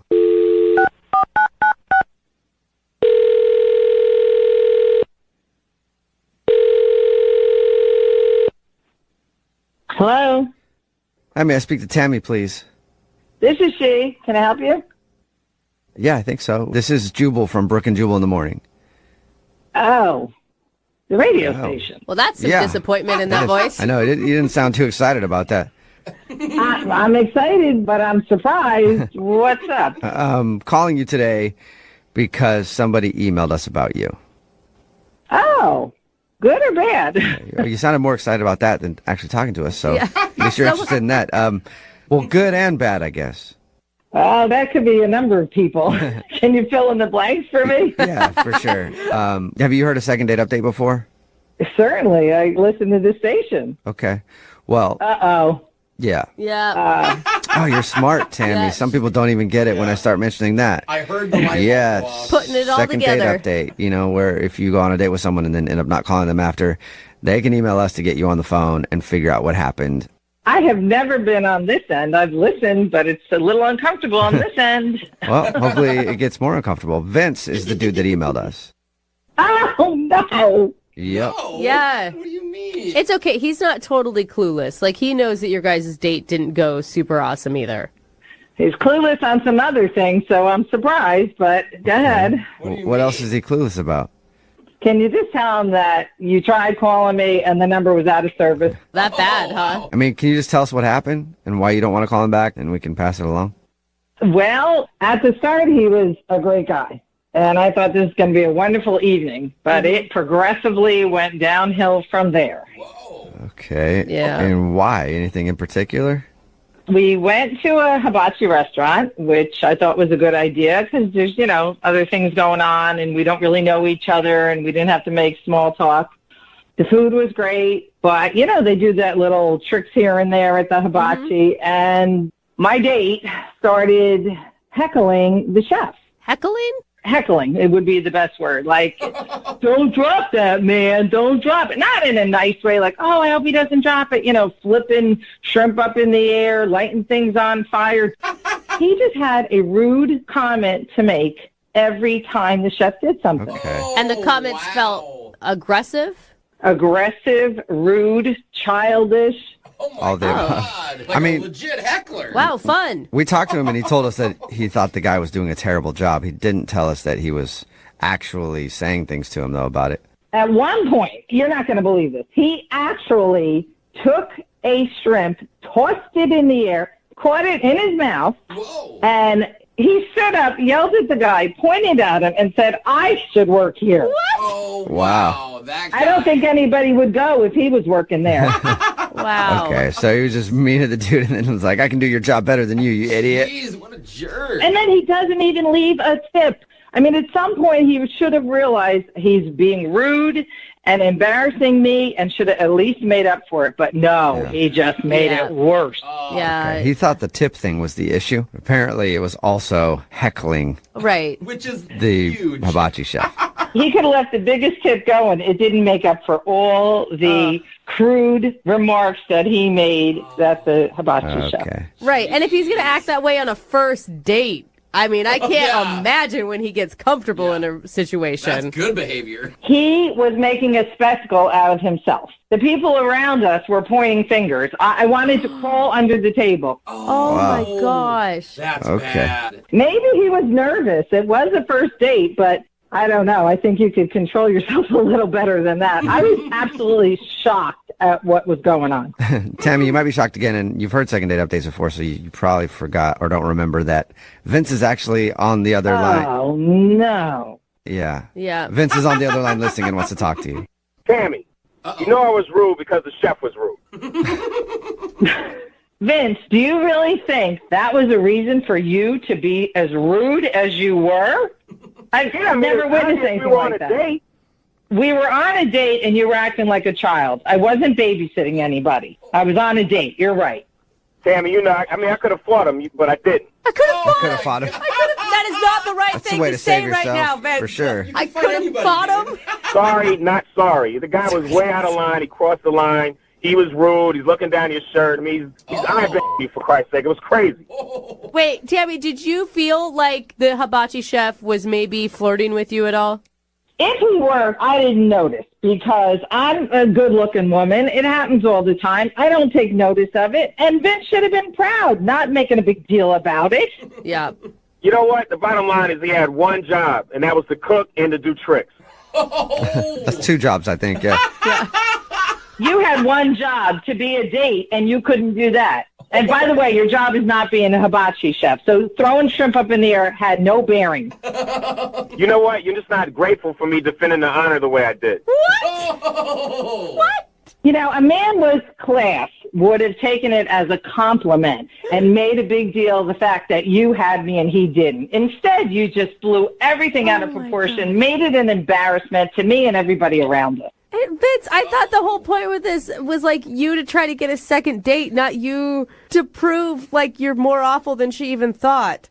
I'm standing up for myself. Nobody else around here is doing it. I mean, the bottom line was I'm trying to stand up for her when I should have, and she's not even grateful about it. But, you know, I mean, I still want the second date. Oh. But, I mean, I'm not going to tolerate getting my toes stepped on or having my lady being disrespected. You know, I didn't appreciate it. Okay, and Vince, it sounds like Tammy is also super interested in that date. So, Tammy, would you like to go on a second date with Vince? We'll pay for it. Did you not hear how horrible this whole experience was? I did. Were you I did, but the question still stands. Would you like to go out with him? Look, Tammy, you got to reconsider. Why don't you just come to my house and I'll cook you anything better that a hibachi chef could have possibly even thought about cooking? I mean, I can make you a nice ribeye, rice, corn, asparagus, and then I can show you some tricks in the bedroom that you can't even imagine. Oh, wow. Yeah, you think he was impressive with that shrimp on the date? Yeah. See what he can do in the bedroom, Tammy. God. How could any woman resist that offer, Tammy? Come Come on, Tammy. I'm just dying to jump in bed with you, really. After that first spectacular date, that's exactly what I want to do. I've been looking forward since I left the restaurant. It sounds like a... So you're saying yes now, Tammy, or am I not picking up on some sarcasm? I can't tell. Yeah. Pure sarcasm. Oh. Yeah. Damn. Vince, you need to calm down a little bit out there in the dating world. This is not going the way I wanted it to. Hey, look, is it possible I can get a date with somebody else if she's not going to go through with it? What? Just anyone? Sure. Text in 78592. You want to date with Vince? He's got anger issues and doesn't like hibachi chefs that can't do their job correctly. Text it in. Lydia, if a guy was to punch somebody out in your honor, would that make you happy or want to see the guy again? Would that make you swoon inside? Well, I'm a former vegan and I drive a Prius, so what do you think? While he's stomping the guy's face on the concrete and he looks at you and goes, "This is for you, Lydia." Blood everywhere. Would you love that? No, not really Okay. turned on by violence. But I can appreciate that. I think your heart was in the right place, Billy. Yeah, I asked Lydia the question because Billy is on the phone with us right now, and he wants us to call a girl named Christy who he met at a bar. They met, hung out. 45 minutes later, he was punching a guy's face in because he saw the guy talking to Christy. You know, it was more than just talking to her, you know. The guy was touching her leg. All right. So you feel like the guy was groping her and you were coming to her defense. But you realize that's probably the reason she's not calling you back. I mean, most likely it's that. Yeah. Yeah, but, you know, I just needed to state my case, you know, because I really do want to go out with her again, and I want her to know that I'm a good guy. My only advice going into it, Billy, would be it sounds like you think you were in the right 100%. And if you're going to ask for a second date, you got to be willing to admit, maybe I was wrong. Well, I don't know. I saw what I saw. Yeah, Billy, that's not the right way to do it. Nope. That's not how you do it, man. Look, even if you feel like you're right, just go, "Look, I'm sorry about that. I overreacted. And I should have maybe just seen if you were okay before I decided to try to open up the guy's face on a curb outside." Yeah, of course. I don't want to scare her off. You know, I'm not an animal. But I did think I was doing the right thing, you know. I can't back away from that, you know. Okay, well, I'm going to dial the phone number right now, see if we can get her on the phone, okay? Yeah. All right, hold up, man.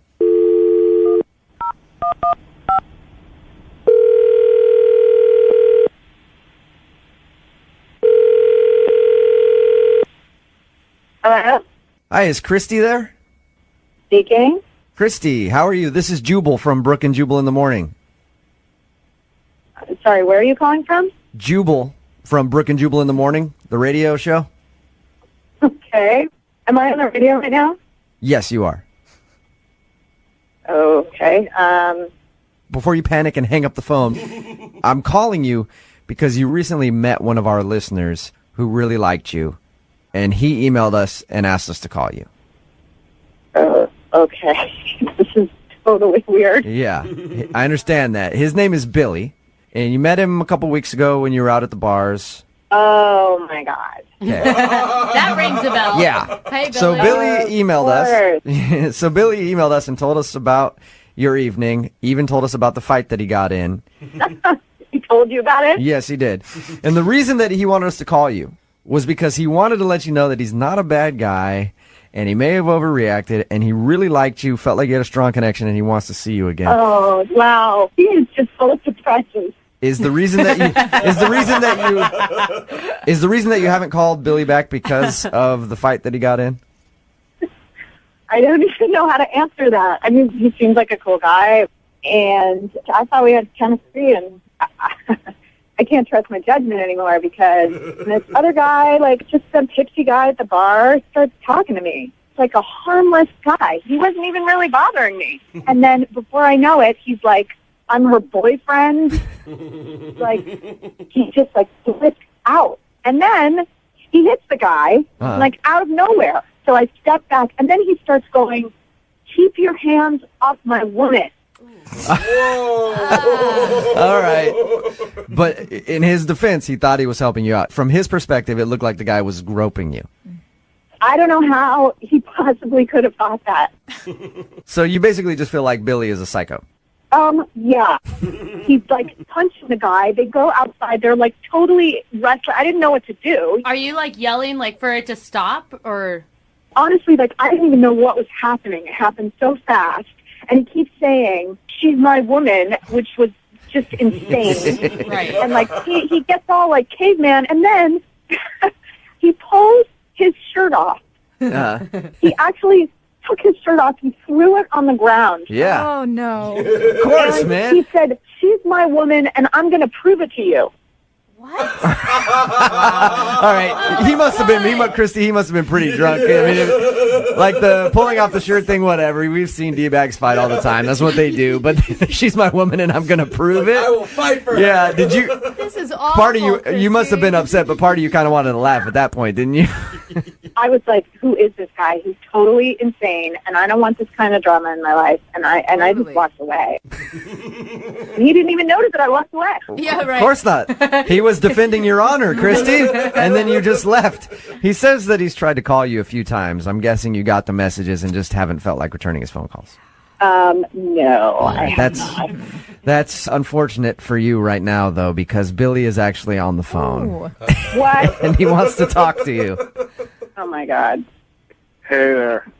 This just gets crazier and crazier. I'm sorry. I'm kind of embarrassed by this. Oh, you're sorry? Yeah, I mean, I thought I was just kind of defending your honor. I don't remember saying, like, "You're my woman and I'm going to prove it to you." I did lose my shirt, but I don't remember saying that. Can I ask you a few questions? First of all, do you live in medieval times? Like, defend my honor? You know what, he was, just so you know, I don't think you remember, because you had some drinks too, he was absolutely touching your leg. Not making it better, Billy. Who cares? If I need help, I'll ask for it.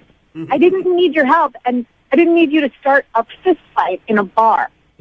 I get it. It's just that, that's something that's not acceptable to me, when you touch an... It wasn't your... That's not up to you. That's not up to you. That's about me. If he was touching me inappropriately, believe me, I would have done something about it. It seemed like you really wanted to fight.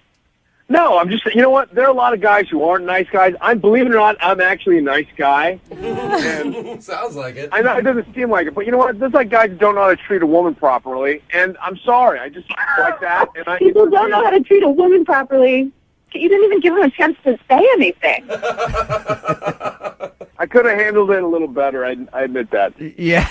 A lot better. There you go, probably, Christy. Billy. He admits that he could have handled it better. He did like you a lot, though, and would love to see you again. I would like to ask you if you'll go on a second date with Billy. We'll send you someplace where there are no other dudes so that he can't get in a fight with anybody. Would you go out with Billy again? I'll pay for it. I will go with my hands tied behind my back, if that helps. Oh, great. So I'm on a date with a criminal. I don't think so. Billy, were you arrested after the fight? No. I ran from the cops. Yeah. See, Christy, he's not a criminal. He's a fugitive. Yeah, he's not officially charged with anything. And it's the only fight he's been in this year. I mean, there was that 2 last year, but no big deal. Yeah, I don't need the drama in my life. Wait, what? Maybe we can go get tea or something. Because no meatheads drink tea. All right, well, Christy. Okay, I'd have tea. I'd have tea with you. Yes. What? Really? Christy, what the hell are you thinking? That's awesome. Christy, are you serious? You'll go have tea with him. Tea was your mind changer? Yeah, I like a sense of humor, and that's funny. So I'll have tea with you, but I got to tell you, I am not looking for a relationship with you. Dude. Okay, so you'll have tea with the guy, but you're not looking for... You changed your mind quick on that one, Christy. Weird. Yeah, he's cute. I'll go have tea with him, but that's it. I'll give him another shot to prove that he's not a total meathead. Okay. Yeah. Well, congratulations, Billy. Wow. Somehow you were able to get a second date after all that. Thank you, guys. I seriously appreciate this. I don't know if I'd call it a date. We'll have tea. No, we don't. It's not a date. No pressure. I'm going to be a total gentleman, and I don't know what that means to you, but okay.